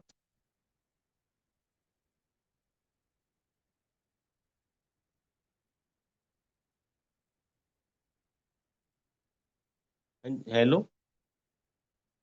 जी, जय गुरु जी। आप अपने जी। और आगे जो भी आपको महाराज ने जो भी ब्लेसिंग दी है, जो भी आपके एक्सपीरियंस हुए महाराज से हीलिंग करी है, वो सब आपके परिवार के साथ जो-जो महाराज ने आपको ब्लेस किया है, वो सब आप संगत के साथ शेयर कीजिए। हाँ, उसके उसके बाद फिर मेरी मिसेज़ जो थी गुरुजी चले गए, जब दिल्ली चले गए ना गुरुजी यहाँ से, फिर मेरे लिए मुश्किल हो गई क्योंकि मेरी भी मिसेज़ ना एक मतलब कि अ, बिना बताए वो दिल्ली चली जाया करती थी, गुरुजी के पास और मुझे ऐसे मैसेज मिलता था किसी के थ्रू कि मेरी एप्लीकेशन स्कूल में दे दो। तो मैं उसकी ऐसे ही मतलब कि 2-3 कई बार हुआ कि ये मुझे बताए बिना चली गई, तो मैं इस ये एप्लीकेशन मुझे दे गई, तो मैं इसकी एप्लीकेशन लेके इसके स्कूल में जाता था, तो टीचर इसको नहीं पकड़ती थी। वो कहते थे, "ਇਹਦਾ ਤਾਂ ਰੋਜ਼ ਦਾ ਕੰਮ ਹੈ, ਪ੍ਰਿੰਸੀਪਲ ਕਹਿੰਦੀ ਹੈ ਕਿ ਵੀ ਇਹਨੂੰ ਇਹਦਾ ਰੋਜ਼ ਦਾ ਕੰਮ ਹੈ ਤੇ मैं ਇਹਦੀ एप्लीकेशन नहीं दे रही।" वो एप्लीकेशन लेके क्या कहते हैं कहती कि भी मैं इसकी एब्सेंट फ्रॉम ड्यूटी करूँगी, एक्सप्लेनेशन करूँगी, कुछ ऐसा-ऐसा करके फिर मैं उसको कहता था, "मैडम, मैंने भी ऑफ़िस जाना, प्लीज़ ये एप्लीकेशन तो रख लो, तो बाद में जो आपने करना एक्शन लेना होगा ले लेना, अब तो रख लो, अब तो मैं लेके आया हूँ।" तो मैडम ले लेती थी एप्लीकेशन। तो उसके ऐसे हुआ कि भी फिर बाद में कुछ ऐसे सर्कमस्टेंसेस बनते थे कि भी वो गुरुजी क्या कहते हैं, वो एप्लीकेशन फाड़नी पड़ती थी और फिर उसकी छुट्टी की जगह हाज़िरी लगानी पड़ती थी या लीव लगानी पड़ती थी, कुछ ऐसा होता था मतलब दोनों में से उसकी जो छुट्टी नहीं लगती थी, मोस्टली हाज़िरी लगती थी। तो मैं गुरुजी के पास जाता था, मेरा मन नहीं करता था कि मैं किराया खर्च करके जाऊँ गुरुजी के पास, क्योंकि ये तो दूसरे-तीसरे दिन जाती थी। जब मैं कई बार जब गुरुजी के पास गए तो मेरी टिकट नहीं लगी बस में भी। तो मैं गुरुजी को भी कहते थे कि भी आ गया हूँ ना, ऐਦਾਂ ही मतलब फ्री आ गया तू? तो मैं कहता था ये गुरुजी को कैसे पता लगा कि मेरी टिकट नहीं लगी आज? तो हम बड़े हैरान हुआ करते थे इस बात पे कि भी गुरुजी को ये सारी बातें कैसे पता लग जाती हैं कि ऐने टिकट नहीं लगेगी क्योंकि मेरी इच्छा होती थी। तो आज की डेट में भी जब मतलब कि बसें लेके जाती हैं दिल्ली बड़े मंदिर जाते हैं, तो आज की डेट में मुझे वो कहते हैं अंकल आप ऐसे ही चलो, तो हम आपसे नहीं पैसे लेंगे, आप ऐसे चलो। एक बार ऐसे हम रोहतक गए थे, रोहतक से हर मंडे को बस जाती है बड़े मंदिर। हम रोहतक गए थे तो वो मंदिर जानी थी, हम संडे का दिन था तो मंडे को बस जानी थी। तो मुझे कहते अंकल आप कल को चलोगे मंदिर, बड़े मंदिर? मैंने कहा हाँ। कहते कि आप इतने पैसे लगेंगे। मैंने कहा ठीक है, मैं बात कर रहा हूँ अपनी मिसेज से कि हम दोनों 2 सीटों के पैसे जमा करा देते हैं। हम अभी बात कर ही रहे हैं तो थोड़ी देर में पैसे हम कह रहे हैं कि अब हमारी ये उससे पे कर दो, पेटीएम से वगैरह से। तो हम अभी कर ही रहे हैं, तो थोड़ी देर में मैसेज आता है कि अभी ये बस जो है ये सारी सभी के लिए सारी संगत के लिए फ्री है, इसमें किसी से पैसे नहीं लिए जाएँगे। वहाँ भी मैं बिल्कुल ही उसके बिना गया, बिना पैसे खर्च किए। तो ऐसे हम गुरुजी के पास जब भी जाते थे, एक दिन गुरुजी के पास गए, मैं इससे मतलब कि लड़ाई करता था कई बारी, हमारी लड़ाई कि भी तू सारे पैसे उत्थे खर्च देंदी हैं ਅ, ਕਿਰਾਏ ਦੇ ਵਿੱਚ ਔਰ ਤੀਸਰੇ ਦਿਨ ਤੂੰ ਗੁਰੂ ਜੀ ਦੇ ਕੋਲ ਜਾਂਦੀ ਹੈ, ਮਤਲਬ ਮਹੀਨੇ 'ਚ 1-2 ਵਾਰ ਚੱਲ ਜਾਇਆ ਕਰ। ਅਸੀਂ ਬੱਚਿਆਂ ਦਾ ਵੀ खर्चा करना होता है, घर का भी खर्चा करना होता है। तो ये इसने अपनी फ्रेंड के साथ जाना था, मेरी उसके अंदर बात हुई, इसकी फ्रेंड ने ये बात सुन ली, वो वहाँ से बाहर ही चली गई। ये कहती है मेरी फ्रेंड जिसके साथ मैंने दिल्ली जाना था वो तो चली गई, अब आप चलो। अब जब मैं इसके साथ जाना पड़ा मुझे, जब इसने कहा, तो जब हम गुरुजी के पास पहुँचे, गुरुजी कहते, "की करन आया इत्थे? जाके घर राशन पवा, बच्चों की फीस भर।" और मैं बड़ा हैरान हुआ। चलो गुरुजी ने थोड़ा-सा डाँटा, डाँटने के बाद फिर बा बैठा भी लिया। तो मैंने कहा यार ये सारी बातें गुरुजी को वैसे एक दिन मैंने कहा कि भी गुरुजी ਨੂੰ पता है कि मैं हनुमान जी ਨੂੰ ਮੰਨਦਾ ਹੈ? ਤੇ ਕਹਿੰਦੀ ਮੈਨੂੰ ਨਹੀਂ ਪਤਾ, ਇਹ ਤਾਂ ਗੁਰੂ ਜੀ ਸਭ ਕੁਝ ਜਾਣਦੇ ਪੁੱਛ ਲੈਣਾ ਤੁਸੀਂ। हम गए गुरुजी के पास कुछ दिन बाद, गुरुजी ਕਹਿੰਦੇ जा तू मतलब कि ਜਾ ਤੇ 1.25 ਕਿਲੋ ਗੁੜ ਹਨੂਮਾਨ ਜੀ ਨੂੰ ਚੜਾ ਕੇ ਆਈ। ਮੈਨੂੰ ਕਹਿੰਦੇ, ਮੈਂ ਬੜਾ ਹੈਰਾਨ ਹੋਇਆ, ਮੈਂ ਕਿਹਾ ਗੁਰੂ ਜੀ ਨੂੰ ਕਿਸ ਤਰ੍ਹਾਂ ਪਤਾ ਲੱਗ ਗਿਆ? ਫਿਰ ਉਸ ਤਰ੍ਹਾਂ ਕਹਿੰਦੇ ਉੱਥੇ ਚੜਾਈ ਤੇ ਗੁਰੂ ਜੀ ਦੀ ਬਹੁਤ ਵੱਡੀ ਸਾਰੀ ਮੂਰਤੀ ਹੋਏਗੀ। ਤੇ ਅਸੀਂ ਚੰਡੀਗੜ੍ਹ ਵਿੱਚ ਉਸ ਟਾਈਮ ਕਿਤੇ ਕੋਈ ਵੱਡੀ ਮੂਰਤੀ ਨਹੀਂ ਸੀ, ਵੱਡੀ ਮੂਰਤੀ ਸਿਰਫ ਇੱਥੇ ਸੀ, ਵਿਰਾਟ ਨਗਰ ਬਣੀ ਹੋਈ ਸੀ। ਫਿਰ ਅਸੀਂ ਉਹ ਗੁੜ ਲੈ ਕੇ ਹਨੂਮਾਨ ਜੀ ਦੇ ਮੰਦਿਰ ਆਏ, ਇੱਥੇ ਬਹੁਤ ਬੜੀ ਮੂਰਤੀ ਬਣੀ ਹੈ, ਵਿਰਾਟ ਨਗਰ ਅੱਜ ਵੀ ਹੈ। ਤੇ ਉੱਥੇ ਜਦੋਂ ਅਸੀਂ ਉਹ ਗੁੜ ਰੱਖਿਆ ਇੱਕਦਮ ਆ ਕੇ ਹਨੂਮਾਨ ਜੀ ਦੇ ਰੂਪੀ ਜੀ ਬੰਦਰ ਆਏ ਹੋਣੇ, ਉਹ ਇੱਕਦਮ ਚੱਕ ਕੇ ਲੈ ਗਏ। ਹਾਲਾਂਕਿ ਜਿਹੜੇ ਉਹ ਹੁੰਦੇ ਆ ਬੰਦਰ ਗੁੜ ਨਹੀਂ ਖਾਂਦੇ ਲੇਕਿਨ ਉਹ ਲੈ ਕੇ ਚੁੱਕੇ। ਸਾਡੇ ਸਾਹਮਣੇ ਦੇਖਦੇ ਉਹ ਚੁੱਕ ਕੇ ਲੈ ਗਏ। ਇਹ ਗੁਰੂ ਜੀ ਸੀਗੇ। ਗੁਰੂ ਜੀ ਨੇ ਮੇਰੀ ਵਾਈਫ ਨੂੰ ਆਪਣੇ ਉਹ ਜੀਵਨ ਦਾਨ ਵੀ ਦਿੱਤਾ ਹੈ। ਉਹ ਸਾਰਾ ਹੈਗਾ ਕਿ ਵੀ ਇਹਨਾਂ ਨੂੰ ਉਹਨਾਂ ਨੇ ਦੱਸਤਾ ਸੀਗਾ ਕਿ ਇਹਦੇ ਬ੍ਰੇਨ ਸਟੈਮ ਹੋਣਾ ਹੈ। ਪਹਿਲਾਂ ਹੀ ਦੱਸਤਾ ਸੀਗਾ। ਜਦੋਂ ਉਸ ਗੁਰੂ ਜੀ ਕੋਲ ਮੱਥਾ ਟੇਕਣ ਗਏ ਇੱਕ ਵਾਰ ਤੇ ਗੁਰੂ ਜੀ ਨੂੰ ਕਿਹਾ ਕਿ ਗੁਰੂ ਜੀ ਨੇ ਇਹਨੂੰ ਬੁਲਾਇਆ। ਇਹਨੂੰ ਕਿਹਾ ਸ਼ਰਮਾ ਆਂਟੀ ਤੂੰ ਤੂੰ ਤਾਂ ਉੱਡ ਗਈ। ਇਹ ਕਹਿੰਦੀ ਕਿ ਉੱਡ ਗਈ ਦਾ ਨਹੀਂ ਮਤਲਬ ਸਮਝ ਆਇਆ। ਕਹਿੰਦੀ ਤੂੰ ਗੁਰੂ ਜੀ ਕਹਿੰਦੇ ਕਿ ਤੂੰ ਮੇਰੀ ਉਮਰ ਲੈਣੀ ਹੈ। ਹੁਣ ਇਹਨੂੰ ਸਮਝ ਆਈ ਥੋੜਾ ਜਿਹਾ ਕਿ ਵੀ ਮੈਂ ਉਮਰ ਲੈਣੀ ਸੀਰੀਅਸ ਜਿਹਾ ਹੋ ਗਏ ਕਿ ਵੀ ਮਤਲਬ ਕਿ ਇਹਨੇ ਕੋਈ ਜ਼ਰੂਰ ਕੋਈ ਗੱਲ ਹੈ ਜਿਹੜੇ ਗੁਰੂ ਜੀ ਕਹਿ ਰਹੇ ਉਮਰ ਲੈਣੀ। ਕਹਿੰਦੇ ਤੈਨੂੰ 40 ਦਿਨ ਦੇ ਮੌਨ ਵਰਤ ਰੱਖਣੇ ਪੈਣਗੇ। ਕਹਿੰਦੀ ਹਾਂ ਗੁਰੂ ਜੀ ਰੱਖ ਲਾਂਗੇ, ਮੈਂ 40 ਦਿਨ ਦੇ ਮੌਨ ਵਰਤ। ਤੇ ਇਹ 40 ਦਿਨ ਜੇ ਤੇਰਾ ਇੱਕ ਵੀ ਮੌਨ ਵਰਤ ਟੁੱਟਿਆ ਤੇ ਮੈਂ ਗੁਰੂ ਤੈਨੂੰ ਉਮਰ ਨਹੀਂ ਦੇਗਾ। ਕਹਿੰਦੀ ਠੀਕ ਹੈ ਮੈਂ ਰੱਖ ਲਾਂਗੀ। ਤੇ ਅਸੀਂ ਕਹਿ ਕੇ ਆ ਗਏ। ਮਤਲਬ ਇਹਨੂੰ ਕੋਈ ਤਕਲੀਫ਼ ਨਹੀਂ, ਕੋਈ ਬੁਖਾਰ ਨਹੀਂ, ਕੋਈ ਮਤਲਬ ਜਿਸ ਕੋਈ ਬਿਮਾਰੀ ਵਗੈਰਾ ਕਿਸੇ ਨੂੰ ਹੁੰਦੀ ਹੈ, ਇਸ ਤਰ੍ਹਾਂ ਦੀ ਕੋਈ ਚੀਜ਼ ਨਹੀਂ ਸੀਗੀ। ਤੇ ਅਸੀਂ ਇਹਨੂੰ ਮਜ਼ਾਕ ਕਰਨ ਲੱਗੇ, ਲੈ ਮੈਂ ਤੈਨੂੰ ਉਮਰ ਦਿੱਤੀ, ਮੈਂ ਵੀ ਤੈਨੂੰ ਉਮਰ ਦਿੱਤੀ, ਕਿ ਇਹਦੇ ਨਾਲ ਕੀ ਹੋਏਗਾ, ਤੇਰਾ ਕੁਛ ਨਹੀਂ ਹੁੰਦਾ। ਤੇ ਤੈਨੂੰ ਹੋਣਾ ਕੀ ਹੈ, ਕੁਛ ਵੀ ਨਹੀਂ ਹੋਣਾ। ਚਲੋ ਅਸੀਂ ਅਜੇ ਥੋੜ੍ਹੀ ਦੂਰ ਤੱਕ ਬਾਹਰ ਹੀ ਆਏ ਸੀ, ਫਿਰ ਇਹਨੇ ਨੂੰ ਸੁਧਾ ਆਂਟੀ ਸੀਗੇ ਪਿੱਛੇ, ਉਹਨਾਂ ਨੇ ਆਵਾਜ਼ ਮਾਰ ਲਈ। ਕਹਿੰਦੇ ਸ਼ਰਮਾ ਆਂਟੀ ਗੱਲ ਸੁਣ ਤੈਨੂੰ ਗੁਰੂ ਜੀ ਬੁਲਾ ਰਹੇ ਆ। ਤੇ ਵਾਪਸ ਗਈ। ਗੁਰੂ ਜੀ ਕਹਿੰਦੇ ਕਿ ਤੈਨੂੰ ਨਾ ਬ੍ਰੇਨ ਸਟੈਮ ਹੋਣਾ ਹੈ ਤੇ ਮੈਂ ਤੈਨੂੰ 13 ਘੰਟੇ 'ਚ ਤੈਨੂੰ ਠੀਕ ਕਰਾਂਗਾ। ਗੁਰੂ ਜੀ ਉਹਨੂੰ ਕਹਿੰਦੇ ਤੇ ਇਹ ਸੁਣ ਕੇ ਬਾਹਰ ਆ ਗਏ। ਬਾਹਰ ਆ ਗਏ ਫਿਰ ਸਭ ਨੇ ਮਤਲਬ ਕਿ ਸਭ ਦੇ ਹੋਸ਼ ਉੜ ਗਏ ਕਿ ਬ੍ਰੇਨ ਸਟੈਮ ਦਾ ਤਾਂ ਕਿਸੇ ਨੇ ਨਾਮ ਵੀ ਨਹੀਂ ਸੀ ਸੁਣਿਆ। ਚਲੋ ਅਸੀਂ ਵਾਪਸ ਆ ਗਏ। ਵਾਪਸ ਆ ਕੇ ਇਹਨੇ ਮੌਨ ਵਰਤ ਰੱਖਣੇ ਸ਼ੁਰੂ ਕਰਤੇ। ਆਪਣਾ ਜ਼ਮੀਨ ਤੇ ਇਹਨੇ ਆਪਣਾ ਵਿਛਾ ਲਿਆ ਤੇ ਗੁਰੂ ਜੀ ਨੂੰ ਨਾਲ ਫੱਟੀ ਤੇ ਰੱਖ ਲਿਆ, ਗੁਰੂ ਜੀ ਦੀ ਫੋਟੋ ਉੱਥੇ ਬੈਠ ਗਈ। ਤੇ ਅਜੇ ਮੇਰੇ ਖਿਆਲ ਇਹਨੂੰ ਕੀ ਕਹਿੰਦੇ 35-36 ਦਿਨ ਹੋਏ ਸੀ, ਮਹੀਨਾ ਕੀ ਹੋਏ ਸੀ। ਤੇ ਇਹਨੂੰ ਇੱਕ ਦਿਨ ਮੈਂ ਸ਼ਾਮ ਨੂੰ ਘਰ ਆਇਆ ਤੇ ਇਹਦਾ ਕਹਿੰਦੇ ਮੇਰਾ ਸਿਰ ਬਹੁਤ ਜ਼ਿਆਦਾ ਦਰਦ ਹੋ ਰਿਹਾ। ਮੈਂ ਕਹਿੰਦੀ ਮੇਰਾ ਸਿਰ ਬਹੁਤ ਜ਼ਿਆਦਾ ਦਰਦ ਹੋ ਰਿਹਾ। ਮੈਂ ਕਿਹਾ ਕੋਈ ਗੱਲ ਨਹੀਂ, ਤੂੰ ਦਵਾਈ ਵਗੈਰਾ ਲੈ ਲੈ। ਇਹਨੇ ਮਤਲਬ ਦਵਾਈ ਵਗੈਰਾ ਲੈਣ ਗਿਆ ਤੇ ਇਹਦੇ ਕੰਨ ਦੇ ਵਿੱਚੋਂ ਵੀ ਖੂਨ ਆ ਰਿਹਾ, ਨੱਕ ਦੇ ਵਿੱਚੋਂ ਵੀ ਖੂਨ ਆ ਰਿਹਾ। ਤੇ ਮੈਂ ਇਹਨੂੰ 32 ਸੈਕਟਰ ਲੈ ਗਿਆ, 32 ਸੈਕਟਰ ਹਸਪੀਟਲ ਦੇ ਲੈ ਗਿਆ। 32 ਸੈਕਟਰ ਹਸਪੀਟਲ ਦੇ ਵਿੱਚ ਇਹਨੂੰ ਉਹਨਾਂ ਨੇ ਦਾਖਲ ਕਰ ਲਿਆ। ਦਾਖਲ ਕਰਕੇ ਬਾਅਦ ਉਹ ਕਹਿੰਦੇ ਕਿ ਵੀ ਇਹਦੇ ਤਾਂ MRI ਕਰਾਉਣੀ ਪੈਣੀ, ਇਹਦਾ ਬ੍ਰੇਨ ਸਟੈਮ ਹੋ ਗਿਆ ਤੇ ਬਲੀਡਿੰਗ ਹੋ ਰਹੀ ਹੈ। ਤੇ ਉਹਨਾਂ ਨੇ ਡਾਕਟਰ ਨੇ ਸਾਫ਼-ਸੂਫ਼ ਕੀਤਾ। ਫਿਰ ਕਹਿੰਦੇ ਇੱਦਾਂ ਮਤਲਬ ਕਿ ਤੁਸੀਂ ਇੱਥੇ ਲੈ MRI ਕਰਵਾਓ। ਅਸੀਂ MRI ਕਰਵਾਉਣ ਵਾਸਤੇ ਲੈ ਗਏ 32 ਸੈਕਟਰ, ਉੱਥੇ ਮਸ਼ੀਨਾਂ ਖਰਾਬ ਹੋ ਗਈਆਂ ਉਹਨਾਂ ਦੀ। ਉਹ ਕਹਿੰਦੇ ਕਿ ਵੀ ਇਹਦੀ MRI ਕਰਾਉਣੀ ਜ਼ਰੂਰੀ ਹੈ, ਇਸ ਤੋਂ ਬਿਨਾਂ ਅਸੀਂ ਕੋਈ ਟ੍ਰੀਟਮੈਂਟ ਨਹੀਂ ਦੇ ਸਕਦੇ, ਇਹਨੂੰ PGI ਲੈ ਜਾਓ। ਫਿਰ ਐਂਬੂਲੈਂਸ ਦੇ ਵਿੱਚ ਇਹਨੂੰ PGI ਕਰਤਾ, PGI ਲੈ ਗਏ। ਜਦੋਂ ਅਸੀਂ PGI ਲੈ ਕੇ ਤੇ ਉੱਥੇ ਵੀ ਮਸ਼ੀਨਾਂ ਖਰਾਬ ਹੋ ਗਈਆਂ। ਉਹ ਕਹਿੰਦੇ ਕਿ ਵੀ ਸਾਡੀ ਮਸ਼ੀਨਾਂ ਤਾਂ 2 ਦਿਨ ਤੱਕ ਲੱਗਣਗੇ ਠੀਕ ਕਰਨ ਨੂੰ, ਇਹਦੀ MRI ਕਰਾਉਣੀ ਜ਼ਰੂਰੀ ਸੀ, ਕੰਪਲਸਰੀ ਸੀਗੀ। ਉਹ ਕਹਿੰਦੇ ਕਿ ਵੀ ਹੁਣ ਕੀ ਕਰੀਏ? ਫਿਰ ਉਹ ਕਹਿੰਦੇ ਕਿ ਵੀ 22 ਸੈਕਟਰ ਇੱਕ ਪ੍ਰਾਈਵੇਟ ਕਲੀਨਿਕ ਹੈ ਡਾਕਟਰ ਚਾਵਲਾ ਦਾ, ਉਹਦੇ ਕੋਲ ਵੀ MRI ਦੀ ਮਸ਼ੀਨ ਹੈ, ਉਹਨੇ ਬਾਹਰੋਂ ਮੰਗਵਾਈ ਹੋਈ ਹੈ, ਤੁਸੀਂ ਉੱਥੇ ਕਰਵਾ ਲਓ। ਐਂਬੂਲੈਂਸ ਦੇ ਵਿੱਚ ਫਿਰ ਇਹਨੂੰ ਪਾ ਕੇ ਅਸੀਂ ਉੱਥੇ ਲੈ ਗਏ। ਉੱਥੇ ਲੈ ਕੇ ਤੇ ਉੱਥੇ ਜਦੋਂ ਵੀ ਲੈ ਕੇ ਗਏ ਤੇ ਉਹ ਇਹਨੂੰ ਮਤਲਬ ਕਿ ਅੰਦਰ ਲੈ ਕੇ ਜਾਣ ਤੇ ਉਹਨਾਂ ਦੀ ਮਸ਼ੀਨ ਨਾ ਚੱਲੇ। ਉਹ ਜਦੋਂ ਇਹਨੂੰ ਬਾਹਰ ਭੇਜ ਦੇਣ, ਦੂਸਰੇ ਪੇਸ਼ੈਂਟ ਨੂੰ ਲੈ ਕੇ ਜਾਣ ਤੇ ਉਹ ਮਸ਼ੀਨ ਚੱਲ ਪਏ। ਏਦਾਂ ਕਰਦੇ-ਕਰਦੇ ਕਾਫੀ ਟਾਈਮ ਹੋ ਗਿਆ ਤੇ ਗੁਰੂ ਜੀ ਅੰਦਰ ਜਾਂਦੇ ਸੀ ਤੇ ਜਿਹੜਾ ਡਾਕਟਰ ਸੀਗਾ, ਅਟੈਂਡੈਂਟ ਸੀ ਨਾਲ ਆਇਆ ਸੀ, ਉਹਨੂੰ ਗੁਰੂ ਜੀ ਦਿਖਦੇ ਸੀਗੇ।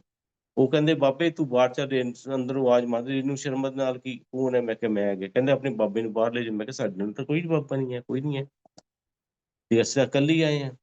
ਕਹਿੰਦੇ ਨਹੀਂ ਇਹਦੇ ਨਾਲ ਕੋਈ ਆ ਰਿਹਾ, ਇਹ ਅੰਦਰ ਐਂਟਰ ਕਰ ਜਾਂਦਾ, ਸਾਨੂੰ ਕੰਮ ਨਹੀਂ ਕਰਨ ਦੇ ਰਿਹਾ। ਤੇ ਇਸ ਤਰ੍ਹਾਂ ਕਰਦੇ ਜੀ ਬਾਅਦ ਵਿੱਚ ਫਿਰ ਇਹਨੂੰ ਲੈ ਕੇ ਲੈਣ ਗਏ, ਫਿਰ ਇਹਨੂੰ ਖਾਂਸੀ ਆਉਣ ਲੱਗ ਗਈ। ਜਦੋਂ ਇਹਨੂੰ ਖਾਂਸੀ ਆਉਂਦੀ ਸੀ ਤੇ ਉਹ ਡਿਸਟਰਬੈਂਸ ਹੁੰਦੀ ਸੀ ਮਸ਼ੀਨ ਤੋਂ, ਫਿਰ ਇਹਨੂੰ ਬਾਹਰ ਕੱਢ ਦਿੰਦੇ ਸੀ MRI ਦੀ ਮਸ਼ੀਨ ਦੇ ਵਿੱਚੋਂ। ਫਿਰ ਉਹ ਬਾਹਰ ਕੱਢ ਦਿੰਦੇ ਸੀ, ਫਿਰ ਇਹਨੂੰ ਉਹ ਦੂਸਰੇ ਪੇਸ਼ੈਂਟ ਨੂੰ ਲੈ ਕੇ ਆਉਂਦੇ ਸੀ। ਚਲੋ ਏਦਾਂ ਕਰਦੇ ਫਿਰ 3:30 ਦੇ ਕਰੀਬ ਵੱਜ ਗਏ ਤੇ ਉਹ ਕਹਿੰਦੇ ਕਿ ਵੀ ਹੁਣ ਗੁਰੂ ਜੀ ਨੂੰ ਵੀ ਦਿੱਤਾ ਆਦੇਸ਼ ਕਿ ਵੀ ਹੁਣ ਤੇਰੀ MRI ਹੋ ਜਾਣੀ ਹੈ। ਤੇ ਉਸ ਤੋਂ ਪਹਿਲਾਂ ਇਹ ਸੀਗਾ ਕਿ ਵੀ ਇਹਨੂੰ ਖਾਂਸੀ ਆਉਂਦੀ ਸੀ। ਮੈਂ ਡਾਕਟਰ ਸਾਹਿਬ ਕੋਲ ਗਿਆ, ਮੈਂ ਕਿਹਾ ਡਾਕਟਰ ਸਾਹਿਬ ਜਦੋਂ ਵੀ ਸਾਡੇ ਪੇਸ਼ੈਂਟ ਲੈ ਕੇ ਆਉਂਦੇ ਆ, ਉਹਨੂੰ ਖਾਂਸੀ ਆ ਜਾਂਦੀ ਤੇ ਉਹਦੀ MRI ਨਹੀਂ ਹੋ ਪਾਈ, ਤੁਸੀਂ ਦੱਸੋ ਸਾਨੂੰ। ਉਹਨਾਂ ਨੇ ਕਿਹਾ ਤੂੰ LX ਗੋਲੀ ਲਿਆ। ਤੇ ਉਹੀਓ ਗੋਲੀ ਹੈ, ਇਹ ਮੈਨੂੰ ਦੱਸੇ ਕਿ ਮੈਨੂੰ ਗੁਰੂ ਜੀ ਕਹਿ ਰਹੇ ਕਿ LX ਗੋਲੀ ਲਿਆ, ਉਹ ਫਿਰ ਤੇਰੀ ਖਾਂਸੀ ਨਹੀਂ ਆਏਗੀ। ਉਹ ਫਿਰ ਮੈਂ LX ਗੋਲੀ ਲੈ ਕੇ ਆਇਆ, ਸੇਮ ਹੋ ਗਈ। LX ਗੋਲੀ ਲੈ ਕੇ ਆਇਆ ਔਰ ਇਹਨੇ ਮੂੰਹ 'ਚ ਰੱਖੀ, ਇਸ ਤੋਂ ਬਾਅਦ ਫਿਰ ਇਹਦੀ MRI ਹੋ ਗਈ। MRI ਦੀ ਰਿਪੋਰਟ ਇਹਦੀ ਠੀਕ ਸੀਗੀ। ਉਸ ਤੋਂ ਬਾਅਦ ਫਿਰ ਸਾਨੂੰ 32 ਸੈਕਟਰ ਅਸੀਂ ਵਾਪਸ ਆ ਕੇ ਰਿਪੋਰਟ ਲੈ ਕੇ 32 ਸੈਕਟਰ ਜਿਹੜੇ ਡਾਕਟਰ ਸੀਗੇ, ਉਹਨਾਂ ਨੇ ਜੇ ਟ੍ਰੀਟਮੈਂਟ ਸ਼ੁਰੂ ਕਰਨਾ ਸੀ, ਦੇਖਣਾ ਸੀਗਾ ਕਿ ਵੀ ਕੀ ਹੋਇਆ ਸੀਗਾ, ਇਹਨੂੰ ਕਿਸ ਤਰ੍ਹਾਂ ਹੋਈ, ਇੰਨੀ ਸੀਰੀਅਸ ਤੇ ਵੀ ਬ੍ਰੇਨ ਦੇ ਵਿੱਚ ਕੋਈ ਇਫੈਕਟ ਨਹੀਂ ਹੋਇਆ, ਬਿਲਕੁਲ ਠੀਕ ਆਈ ਤੇ ਕੀ ਕਿਸ ਤਰ੍ਹਾਂ ਹੋ ਗਿਆ ਬ੍ਰੇਨ ਠੀਕ। ਤੇ ਉਹਨਾਂ ਨੇ ਕਿਹਾ ਕਿ ਵੀ ਹੁਣ ਤੁਸੀਂ ਇੰਜੈਕਸ਼ਨ ਉਹ ਗਲੂਕੋਜ਼ ਲਾਉਣ ਲੱਗੇ ਵਿੱਚ ਮੈਡੀਸਿਨ ਪਾ ਕੇ, ਤੇ ਗੁਰੂ ਜੀ ਇੱਕਦਮ ਮੈਨੂੰ ਦਿਖਦੇ ਹੈ, ਕਹਿੰਦੇ ਕਿ ਵੀ ਮੈਂ ਹੁਣ ਤੇਰਾ ਬ੍ਰੇਨ ਠੀਕ ਕਰਨਾ ਸੀ ਕਰਤਾ, ਤੈਨੂੰ ਹੁਣ ਲਾਈਫ ਮਿਲ ਗਈ। ਹੁਣ ਇਸ ਤੋਂ ਬਾਅਦ ਮੈਨੂੰ ਨਹੀਂ ਪਤਾ ਇਹ ਡਾਕਟਰ ਤੇਰੇ ਨਾਲ ਕੀ ਕਰਨਗੇ, ਤੂੰ ਇਹਨਾਂ ਤੋਂ ਛੁੱਟੀ ਲੈ ਲੈ, ਛੁੱਟੀ ਲੈ ਕੇ ਘਰ ਜਾ। ਹੁਣ ਅਸੀਂ ਡਾਕਟਰ ਨੂੰ ਕਹੀ ਕਿ ਡਾਕਟਰ ਸਾਹਿਬ ਹੁਣ ਮੈਂ ਕਿਹਾ ਡਾਕਟਰ ਸਾਹਿਬ ਸਾਡਾ ਪੇਸ਼ੈਂਟ ਠੀਕ ਹੈ, ਸਾਨੂੰ ਛੁੱਟੀ ਦੇ ਦਿਓ, ਹੁਣ ਅਸੀਂ ਹੁਣ ਵਾਪਸ ਜਾਣਾ ਤੇ ਪੇਸ਼ੈਂਟ ਨੂੰ ਕੋਈ ਪ੍ਰੋਬਲਮ ਨਹੀਂ ਹੈਗੀ। ਉਹ ਕਹਿੰਦੇ ਨਹੀਂ ਛੁੱਟੀ ਨਹੀਂ ਦੇਣੀ ਹੈਗੀ, ਅਸੀਂ ਦੇਖਣਾ ਕਿ ਵੀ ਇਹਨਾਂ ਮਤਲਬ ਇਨਵੈਸਟੀਗੇਸ਼ਨ ਕਰਨੀ ਹੈ ਕਿ ਵੀ ਫਿਰ ਬ੍ਰੇਨ ਇਹਨਾਂ ਬਲੀਡਿੰਗ ਹੋਣ ਤੋਂ ਬਾਅਦ ਵੀ ਸਾਰਾ ਠੀਕ ਹੈ ਕਿ ਮਤਲਬ ਕਿਸ ਤਰ੍ਹਾਂ ਹੋਈ ਹੈ ਬਲੀਡਿੰਗ ਵਗੈਰਾ ਦੇਖਣਾ ਸਾਰੀ। ਹੁਣ ਡਾਕਟਰ ਨਾਲ ਇੰਨੀ ਬਹਿਸ ਨਹੀਂ ਸੀ ਕਰ ਸਕਦੇ। ਉਹ ਡਾਕਟਰ ਜੀ ਕਰ ਹੀ ਰਹੇ ਗੱਲ ਤੇ ਇਹਨਾਂ ਨੂੰ ਫਿਰ ਉਹ ਜਿਹੜਾ ਅਟੈਂਡੈਂਟ ਨਾਲ ਗਿਆ ਸੀ, ਜਿਹਨੂੰ ਗੁਰੂ ਜੀ ਦਿਖਦੇ ਸੀ, ਉਹ ਆ ਗਿਆ। ਮੈਂ ਉਹਨੂੰ ਕਿਹਾ ਮੈਂ ਕਿਹਾ ਸਰ ਜੀ ਹੁਣ ਸਾਡਾ ਪੇਸ਼ੈਂਟ ਤਾਂ ਠੀਕ ਹੈਗਾ, ਹੁਣ ਛੁੱਟੀ ਦੇ ਦਿਓ ਸਾਨੂੰ। ਤੇ ਉਹ ਕਹਿੰਦਾ ਕਿ ਵੀ ਉਹਨੇ ਦੂਸਰੇ ਵੱਲ ਦੇਖਿਆ, ਫਿਰ ਦੇਖਿਆ ਮੈਨੂੰ, ਉਹ ਕਹਿੰਦਾ ਯਾਰ ਇਹਨਾਂ ਨੂੰ ਨਾ ਉਹ ਦੇ ਦੇ, ਛੁੱਟੀ ਦੇ ਦੇ। ਇਹਦਾ ਬਾਬਾ ਆ ਗਿਆ ਤੇ ਬਹੁਤ ਦੁਖੀ ਕੀਤਾ ਮੈਨੂੰ ਇਹਨੇ, ਤੇ ਹੁਣ ਇਹ ਠੀਕ ਹੈ, ਇਹਨੂੰ ਕੋਈ ਨਹੀਂ ਦੁਬਾਰਾ ਬੁਲਾ ਲਾਂਗੇ। ਮੈਂ ਕਿਹਾ ਜੀ ਅਸੀਂ ਨੇੜੇ ਹੀ ਰਹਿੰਦੇ, ਚੰਡੀਗੜ੍ਹ ਤੇ ਆ ਜੇ, ਪ੍ਰੋਬਲਮ ਹੋ ਗਈ ਤੇ ਦੁਬਾਰਾ ਆ ਜਿਓ। ਉਹਨਾਂ ਨੇ ਫਿਰ ਕਿਹਾ ਠੀਕ ਆ, ਉਹਨਾਂ ਨੇ ਡਿਸਚਾਰਜ ਔਨ ਰਿਕੁਐਸਟ ਕਰਕੇ ਸਾਡੇ ਕਾਰਡ ਤੇ ਸਾਨੂੰ ਛੁੱਟੀ ਦੇ ਦਿੱਤੀ। ਅਸੀਂ ਛੁੱਟੀ ਲੈਣ ਤੋਂ ਬਾਅਦ ਫਿਰ ਉਸ ਤੋਂ ਬਾਅਦ ਠੀਕ ਹੈ, ਗੁਰੂ ਜੀ ਦੀ ਕਿਰਪਾ ਦੇ ਨਾਲ ਉਹ ਬਿਲਕੁਲ ਠੀਕ ਹੋ ਗਿਆ, ਕੁਛ ਨਹੀਂ ਹੋਇਆ। ਉਸ ਤੋਂ ਬਾਅਦ ਵੀਕਨੈਸ ਤਾਂ ਸੀਗੀ ਬੋਡੀ 'ਚ, ਲੇਕਿਨ ਇਹ ਮੇਰੀ ਵਾਈਫ ਬਿਲਕੁਲ ਠੀਕ ਹੋ ਗਈ। ਤੇ ਇਹਨੇ ਇਸ ਤੋਂ ਬਾਅਦ ਅਸੀਂ ਦਪਿੰਦਰ ਆਂਟੀ ਦੇ ਕੱਲ ਸੈਕੰਡ ਸੈਟਰਡੇ ਪੰਚਕੂਲੇ ਸਤਸੰਗ ਹੁੰਦਾ ਸੀ, ਸਾਰੀ ਸੰਗਤ ਉੱਥੇ ਜਾਂਦੀ ਹੁੰਦੀ ਸੀ। ਤੇ ਇਹ ਵੀ ਅਸੀਂ ਵੀ ਕਾਫੀ ਦਿਨਾਂ ਬਾਅਦ ਉੱਥੇ ਗਏ ਤੇ ਉੱਥੇ ਅੰਕਲ ਆਂਟੀ ਕਹਿੰਦੇ ਕਿ ਰੇਨੂ ਤੂੰ ਕਾਫੀ ਦਿਨਾਂ ਤੋਂ ਆਈ ਨਹੀਂ, ਕੀ ਗੱਲ ਹੋ ਗਈ? ਇਹ ਕਹਿੰਦੀ ਏਦਾਂ ਦਾ ਮੇਰੇ ਨਾਲ ਹੋਈ ਤੇ ਮੈਂ ਬਿਮਾਰ ਸੀਗੀ ਤੇ ਮੈਂ ਸਤਸੰਗ ਕਰਨਾ ਹੈਗਾ। ਤੇ ਉਹ ਕਹਿੰਦੇ ਕੋਈ ਨਹੀਂ, ਕੋਈ ਗੱਲ ਨਹੀਂ, ਤੇ ਸਤਸੰਗ ਕਰ ਲਈ ਆਪਾਂ। ਥੋੜੀ ਦੇਰ ਬਾਅਦ ਸਤਸੰਗ ਕਰਨਾ ਸੀਗਾ, ਅਜੇ ਕਰਨ ਹੀ ਲੱਗੀ ਸੀ ਤੇ ਇਹਨਾਂ ਨੂੰ ਉਹਨਾਂ ਦੇ ਘਰ ਫੋਨ ਦੀ ਘੰਟੀ ਵੱਜ ਗਈ। ਉਹ ਦਪਿੰਦਰ ਆਂਟੀ ਕਹਿੰਦੀ ਸਾਰੇ ਚੁੱਪ ਕਰੋ, ਗੁਰੂ ਜੀ ਦਾ ਉਧਰੋਂ ਦਿੱਲੀ ਤੋਂ ਫੋਨ ਹੈ, ਗੁਰੂ ਜੀ ਦਾ ਫੋਨ ਹੈ ਤੇ ਚੁੱਪ ਕਰ ਜਾਓ। ਉਧਰ ਗੁਰੂ ਜੀ ਦਾ ਫੋਨ ਆਉਂਦਾ ਹੈ, ਗੁਰੂ ਜੀ ਉਹਨਾਂ ਨੂੰ ਪੁੱਛਦੇ ਆ ਕਿ ਵੀ ਸ਼ਰਮਾ ਆਂਟੀ ਇੱਥੇ ਆਈ ਹੋਈ ਹੈ? ਕਹਿੰਦੀ ਹਾਂਜੀ ਇੱਥੇ ਆਈ ਹੋਈ ਹੈ। ਤੇ ਕਹਿੰਦੇ ਉਹਨੂੰ ਇੱਥੇ ਭੇਜ, ਮੇਰੇ ਕੋਲ ਭੇਜ ਫਟਾਫਟ। ਕਹਿੰਦੇ ਕਿਉਂ? ਕਹਿੰਦੇ ਉਹਨੂੰ ਸਤਸੰਗ ਉੱਥੇ ਨਹੀਂ ਕਰੇਗੀ, ਮੇਰੇ ਕੋਲ ਸਤਸੰਗ ਕਰੇਗੀ, ਇੱਥੇ ਭੇਜੋ ਇਹਨੂੰ। ਤੇ ਉਹ ਅਜੇ ਉਹਨਾਂ ਨੇ ਕਹੀ ਤੇ ਇਹਦੀ ਖੁਸ਼ੀ ਦਾ ਠਿਕਾਣਾ ਨਹੀਂ ਰਿਹਾ ਕਿ ਗੁਰੂ ਜੀ ਨੇ ਬੁਲਾ ਲਿਆ ਮੈਨੂੰ ਦਿੱਲੀ। ਕਿਉਂਕਿ ਜਦੋਂ ਵੀ ਗੁਰੂ ਜੀ ਦਾ ਕੋਈ ਬੁਲਾ ਲੈਂਦਾ ਸੀ ਤੇ ਉਹਨੂੰ ਪੈਰ ਜ਼ਮੀਨ ਤੇ ਨਹੀਂ ਸੀ ਲੱਗਦੇ, ਹਵਾ 'ਚ ਹੀ ਉੱਡਣਾ ਸ਼ੁਰੂ ਹੋ ਜਾਂਦਾ ਸੀ, ਇੰਨਾ ਜ਼ਿਆਦਾ ਉਹਨੂੰ ਖੁਸ਼ੀ ਹੁੰਦੀ ਸੀ। ਹਰ ਇੱਕ ਨੂੰ ਖੁਸ਼ੀ ਹੁੰਦੀ, ਗੁਰੂ ਜੀ ਜਿਹਨੂੰ ਵੀ ਬੁਲਾਉਂਦੇ ਸੀ, ਗੁਰੂ ਜੀ ਹਰ ਇੱਕ ਜਿਹਨੂੰ ਵੀ ਬੁਲਾਉਂਦੇ ਸੀ ਉਹ ਤਾਂ ਬਹੁਤ ਜ਼ਿਆਦਾ ਖੁਸ਼ ਹੁੰਦਾ ਸੀ। ਤੇ ਇਹ ਅਸੀਂ ਕਿਹਾ ਕਿ ਵੀ ਚਲੋ ਚੱਲੀਏ। ਕਹਿੰਦੀ ਤੂੰ ਲੰਗਰ ਤਾਂ ਕਰ ਲਓ, ਸਵੇਰੇ ਜਾਓਗੇ ਤੁਸੀਂ ਬੱਸ ਤੇ, ਹੁਣ ਤਾਂ ਤੁਸੀਂ ਰਾਤ ਨੂੰ ਕਿੱਥੇ ਜਾਓਗੇ? ਤੇ ਅਸੀਂ ਲੰਗਰ ਕਰਕੇ ਗਏ। ਫਿਰ ਇਹ ਉੱਥੇ ਗਈ, ਅੰਪਾਇਰ ਸਟੇਟ ਗਈ, ਦੂਸਰੇ ਦਿਨ ਦਿੱਲੀ ਗਈ। ਫਿਰ ਇਹਨੇ ਆਪਣਾ ਸਾਰਾ, ਜੇ ਗੁਰੂ ਜੀ ਨੇ ਇਹਨੂੰ ਆਗਿਆ ਦਿੱਤੀ ਕਿ ਵੀ ਤੂੰ ਸਾਰਾ ਜੋ ਜਿਸ ਤਰ੍ਹਾਂ ਮੈਂ ਤੇਰਾ ਬ੍ਰੇਨ ਸਟੈਮ ਠੀਕ ਕੀਤਾ ਹੈ, ਸਾਰਾ ਕੁਛ ਕੀਤਾ, ਤੂੰ ਉਹ ਸਾਰਾ ਐਕਸਪਲੇਨ ਕਰ। ਫਿਰ ਇਹਨੇ ਕਈ ਵਾਰੀ ਉੱਥੇ ਐਕਸਪਲੇਨ ਕੀਤਾ, ਕਈ ਵਾਰ ਗੁਰੂ ਜੀ ਨੇ ਇਹਨੂੰ ਰੱਖਿਆ, 2-3 ਦਿਨ ਆਪਣੇ ਕੋਲ ਰੱਖ ਲੈਂਦੇ ਸੀ। ਸਾਰਾ ਜਿਹੜਾ ਸਤਸੰਗ ਸੀਗਾ ਬ੍ਰੇਨ ਸਟੈਮ ਵਾਲਾ, ਸ਼ੁਰੂ ਤੋਂ ਲੈ ਕੇ ਅਖੀਰ ਤੱਕ ਦਾ ਉਹਨੂੰ ਦੱਸਦੇ ਸੀਗੇ। ਤੇ ਏਦਾਂ ਹੀ ਜਦੋਂ ਅਸੀਂ ਅਜੇ ਚੰਡੀਗੜ੍ਹ ਦੇ ਵਿੱਚ ਹੀ ਸੀ ਤੇ ਗੁਰੂ ਜੀ ਨੇ ਸਾਨੂੰ ਬੱਦਲਾਂ ਵਾਲੀ ਫੋਟੋ ਦਿੱਤੀ ਸੀ। ਇਹ ਤਾਂ ਉਦੋਂ ਦੀ 97 ਦੀ ਗੱਲ ਹੈ, ਇਹ 99 ਦੀ ਗੱਲ ਹੈ, ਸੇਮ ਵਾਲੀ। ਤੇ ਗੁਰੂ ਜੀ ਨੇ ਆਪਣੇ ਕੋਲ ਫੋਟੋ ਰੱਖੀ ਹੋਈ ਸੀ ਤੇ ਆਪਣੇ ਵੱਲ ਮੂੰਹ ਸੀ ਉਹਨਾਂ ਦਾ, ਤੇ ਸਾਨੂੰ ਨਹੀਂ ਸੀ ਦਿਖ ਰਹੀ ਕਿ ਕਿਹੜੀ ਫੋਟੋ ਹੈ। ਤੇ ਗੁਰੂ ਜੀ ਕੋਲੇ ਜਦੋਂ ਖੜੀ ਹੋਈ ਜਾ ਕੇ, ਤੇ ਗੁਰੂ ਜੀ ਕਹਿੰਦੇ ਕਿ ਵੀ ਇਹ ਉਹਨੂੰ ਫੋਟੋ ਦਿਖਾ ਕੇ ਕਹਿੰਦੇ ਸ਼ਰਮਾ ਆਂਟੀ ਮੈਂ ਤੈਨੂੰ ਏਦਾਂ ਦਿਖਦਾ ਸੀ ਨਾ ਬਦਲ।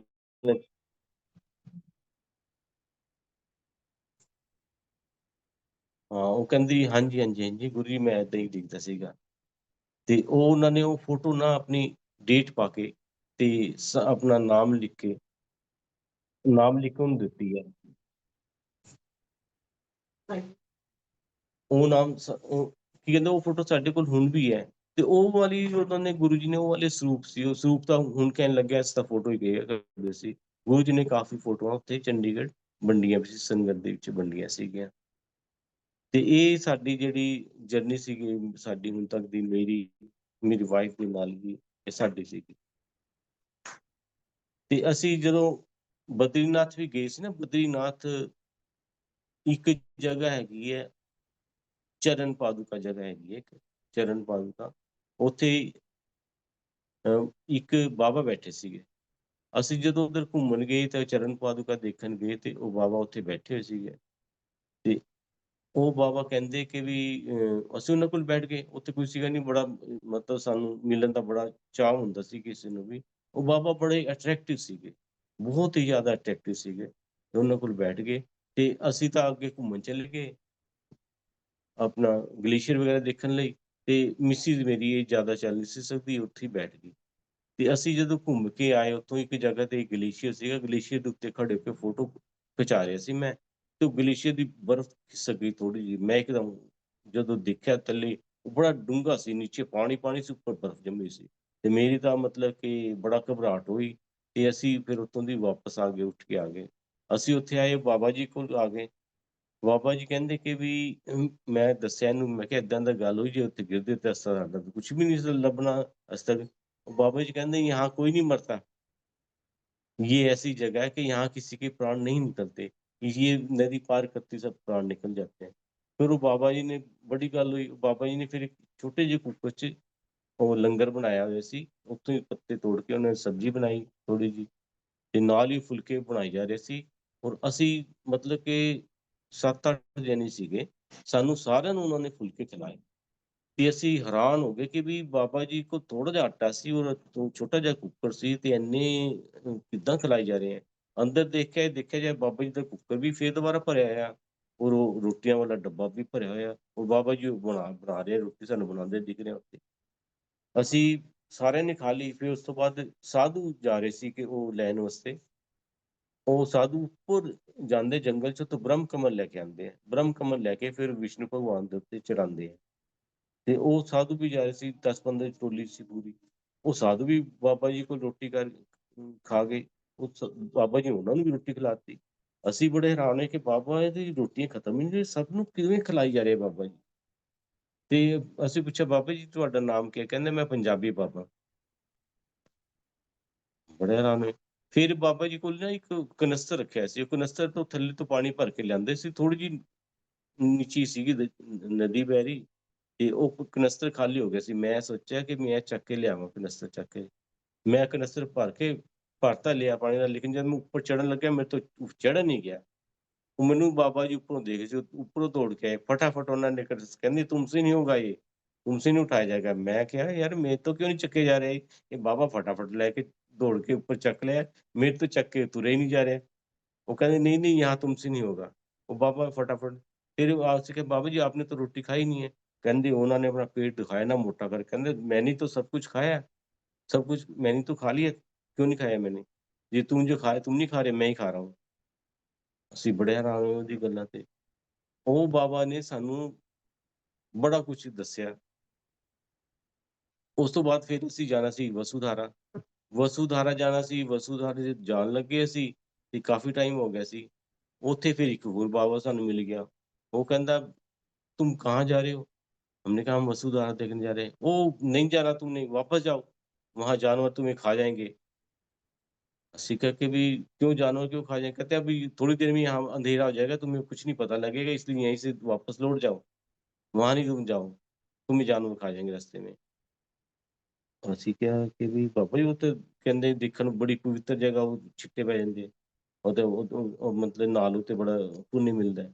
ਉਹ ਕਹਿੰਦੇ ਨਹੀਂ-ਨਹੀਂ ਕੋਈ ਬਾਤ ਨਹੀਂ, तुम्हें यहीं आ जाएगी वासुधारा, तुम वापस ਜਾਓ। ਅਸੀਂ ਜੀ ਉੱਥੇ ਖੜੇ ਸੀ ਦੇਖਿਆ ਤੇ ਸਾਡੇ ਉੱਤੇ ਜਿਵੇਂ ਬਾਰਿਸ਼ ਹੀ ਨਹੀਂ ਹਲਕੀ-ਹਲਕੀ ਬਾਰਿਸ਼ ਹੁੰਦੀ, ਉਹ ਸਾਰਿਆਂ ਦੇ ਉੱਤੇ ਛਿੱਟੇ ਪੈ ਗਏ। ਚਲੋ ਅਸੀਂ ਉੱਥੇ ਹੀ ਹੱਥ ਜੋੜੇ ਤੇ ਅਸੀਂ ਉੱਥੋਂ ਵਾਪਸ ਮੁੜੇ। ਵਾਪਸ ਫਿਰ ਸਰਸਵਤੀ ਨਦੀ ਸੀਗੀ, ਸਰਸਵਤੀ ਦੇ ਦਰਸ਼ਨ ਕੀਤੇ। ਸਰਸਵਤੀ ਨਦੀ ਉੱਤੇ ਬਿਲਕੁਲ ਸਾਫ਼ ਦਿਖਾਈ ਦਿੰਦੀ ਔਰ ਬਹੁਤ ਹੀ ਜ਼ਿਆਦਾ ਆਵਾਜ਼ ਕਰਦੀ ਹੈ ਜਾਂਦੀ ਹੈ। ਉਸ ਤੋਂ ਇਹ ਸਾਡੀ ਯਾਤਰਾ ਸੀਗੀ, ਇਸ ਗੁਰੂ ਜੀ ਨੂੰ ਮਿਲਣ ਤੱਕ ਦੇ ਇਹ ਸਾਡਾ ਸੀਗਾ। जय गुरु जी।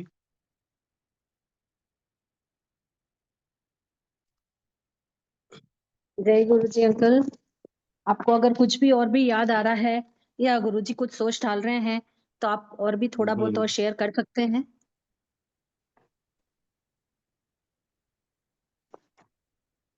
गुरु जी के पास हम जब बैठा करते थे ना, हम बिल्कुल ही मतलब अपने आप को भूल ही जाया करते जैसे हम बैठे हैं। तो वहाँ पे ना तो कोई दरी होती थी, ना कोई सहूलत होती, पंखा भी नहीं चल रहा होता था कई बारी।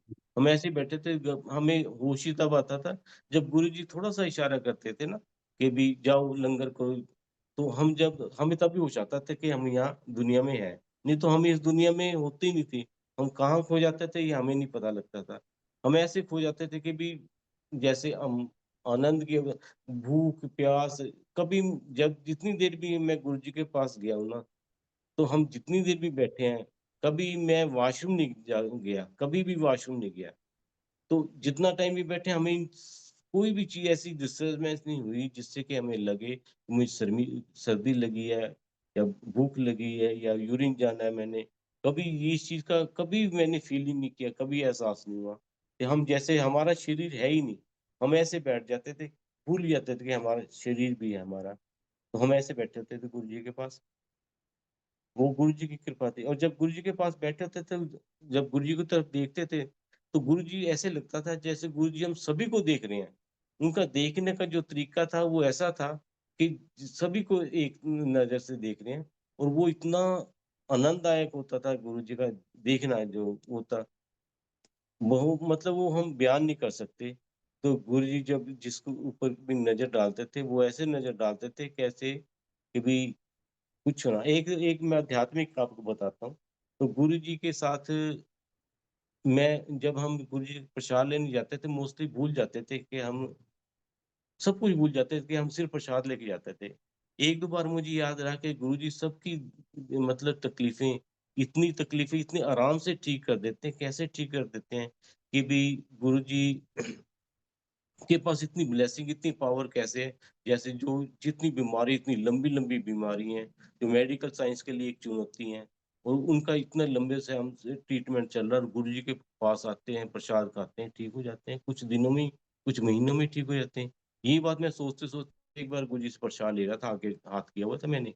तो यही बात मेरे दिमाग में चल रही थी, गुरुजी आप कैसे ठीक कर देते हो? इतनी चीज़ें कहाँ से लेके आते हो? तो गुरुजी ने मुझे निगाह डाली तो वो निगाह ऐसी थी कि जैसे मेरे मतलब शरीर में से निकल के पीछे दीवार में से भी क्रॉस कर जाएगी, इतनी तेज़ निगाह थी वो वाली निगाह। वो ये वाला चांस मेरे सामने जब गुरुजी लाइव थे उस वक़्त तो उसके बाद गुरुजी चोला त्याग के चले गए, मैं भी भूल गया यही बात, तो काफ़ी टाइम हो गया।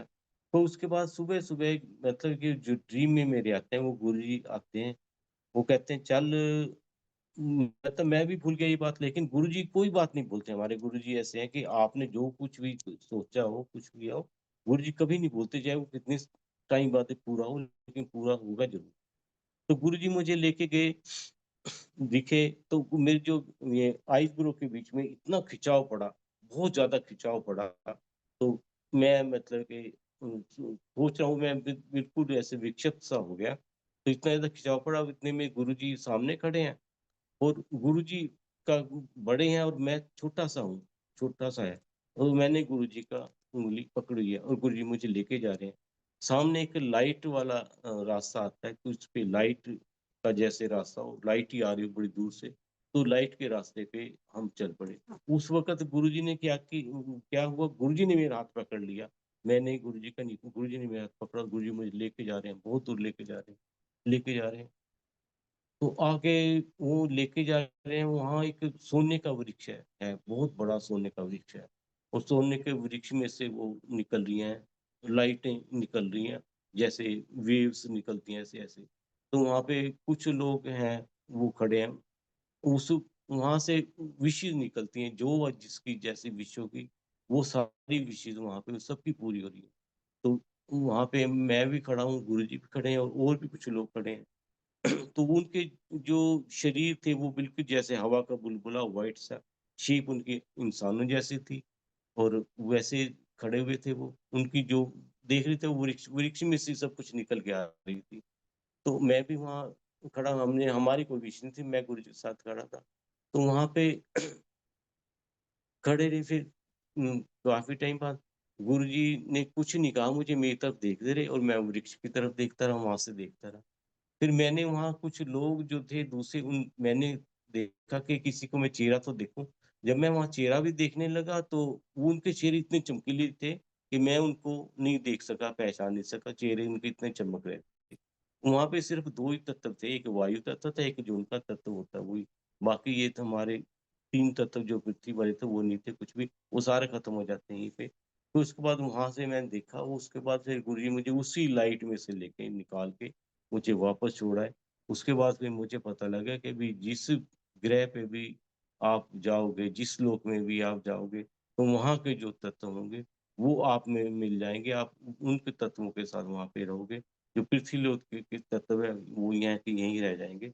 आप वहाँ जहाँ भी जाओगे, उस लोक में जाओगे, उस लोक के तत्व ही आप ग्रहण कर लोगे। पृथ्वी लोक के तत्व हैं, तो पृथ्वी लोक में ग्रहण करोगे। तो ये गुरुजी ने मुझे उस वक़्त दिखा दिया था। ये काफ़ी टाइम के बाद मुझे दिखाया, लेकिन मैंने किसी से शेयर नहीं किया था ये।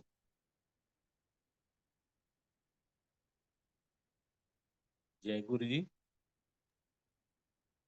जय गुरु जी, जय गुरु जी देवेंद्र अंकल, आपका बहुत-बहुत शुक्राना।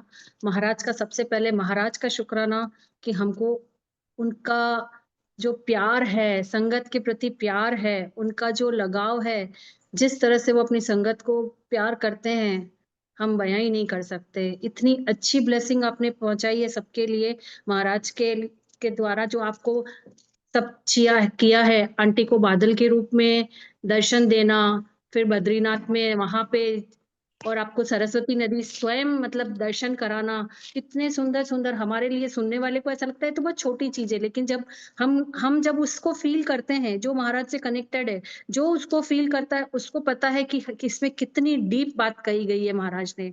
बहुत, बहुत, बहुत प्यारा और गुरु की महिमा तो गुरु ही जाने, हम तो सिर्फ़ खुश हो जाते हैं छोटी-छोटी चीज़ों में, बट वो हमारे लिए क्या सोच के रखा है उन्होंने, वो हमारे लिए क्या प्लानिंग करते हैं। जब आंटी को पता है कि बिना बताए आंटी चली जाती थी, तो कैसे जब महाराज सोचते हैं कि मेरा मेरा बच्चा मेरे पास आने के लिए तड़प रहा है, तो उसके पीछे की सारी कठिनाइयाँ वो हटा देते हैं। उनको हमको सोचना ही नहीं पड़ता है पीछे का क्योंकि जब तड़प महाराज से मिलने की होती है, तो फिर कोई बाधा उनके सामने नहीं आती है। तो बहुत प्यारा सत्संग आपने किया और जब आपने फाइनेंशियली बताया कि सब कुछ तो वो भी महाराज ने आपको जवाब दे दिया। छोटी-छोटी चीज़ों में हम ऐसे दीवाने हो जाते हैं महाराज के, जब हम उनसे कनेक्टेड होते हैं। हमारी आत्मा जैसे कि तड़प रही होती है एक और जब आत्मा मिलती है हमारे परमात्मा से, तो हम सब कुछ भूल जाते हैं। जैसे कि आप बता रहे थे कि हम ब्लैंक हो जाते थे, तो सच में आपका सत्संग सुनते-सुनते भी ऐसा लग रहा था कि मैं बड़े मंदिर भी नहीं गई कभी, बट ऐसा लग रहा था मैं वहीं बैठी हूँ, मंदिर में महाराज के सामने बैठी हूँ। इतना हार्ट टचिंग महाराज का व्याख्यान, महाराज का गुणगान आपने किया, आपका बहुत-बहुत शुकराना। महाराज जय गुरु जी, जय गुरु जी। अब हम महाराज से गुरु जी महाराज से आज्ञा लेते हैं। आपका बहुत-बहुत धन्यवाद। जय गुरु जी, जय गुरु जी, जय गुरु जी। डिवाइन संगत शेयरिंग, देवेंद्र अंकल। जय गुरु जी, शुक्राना गुरु जी।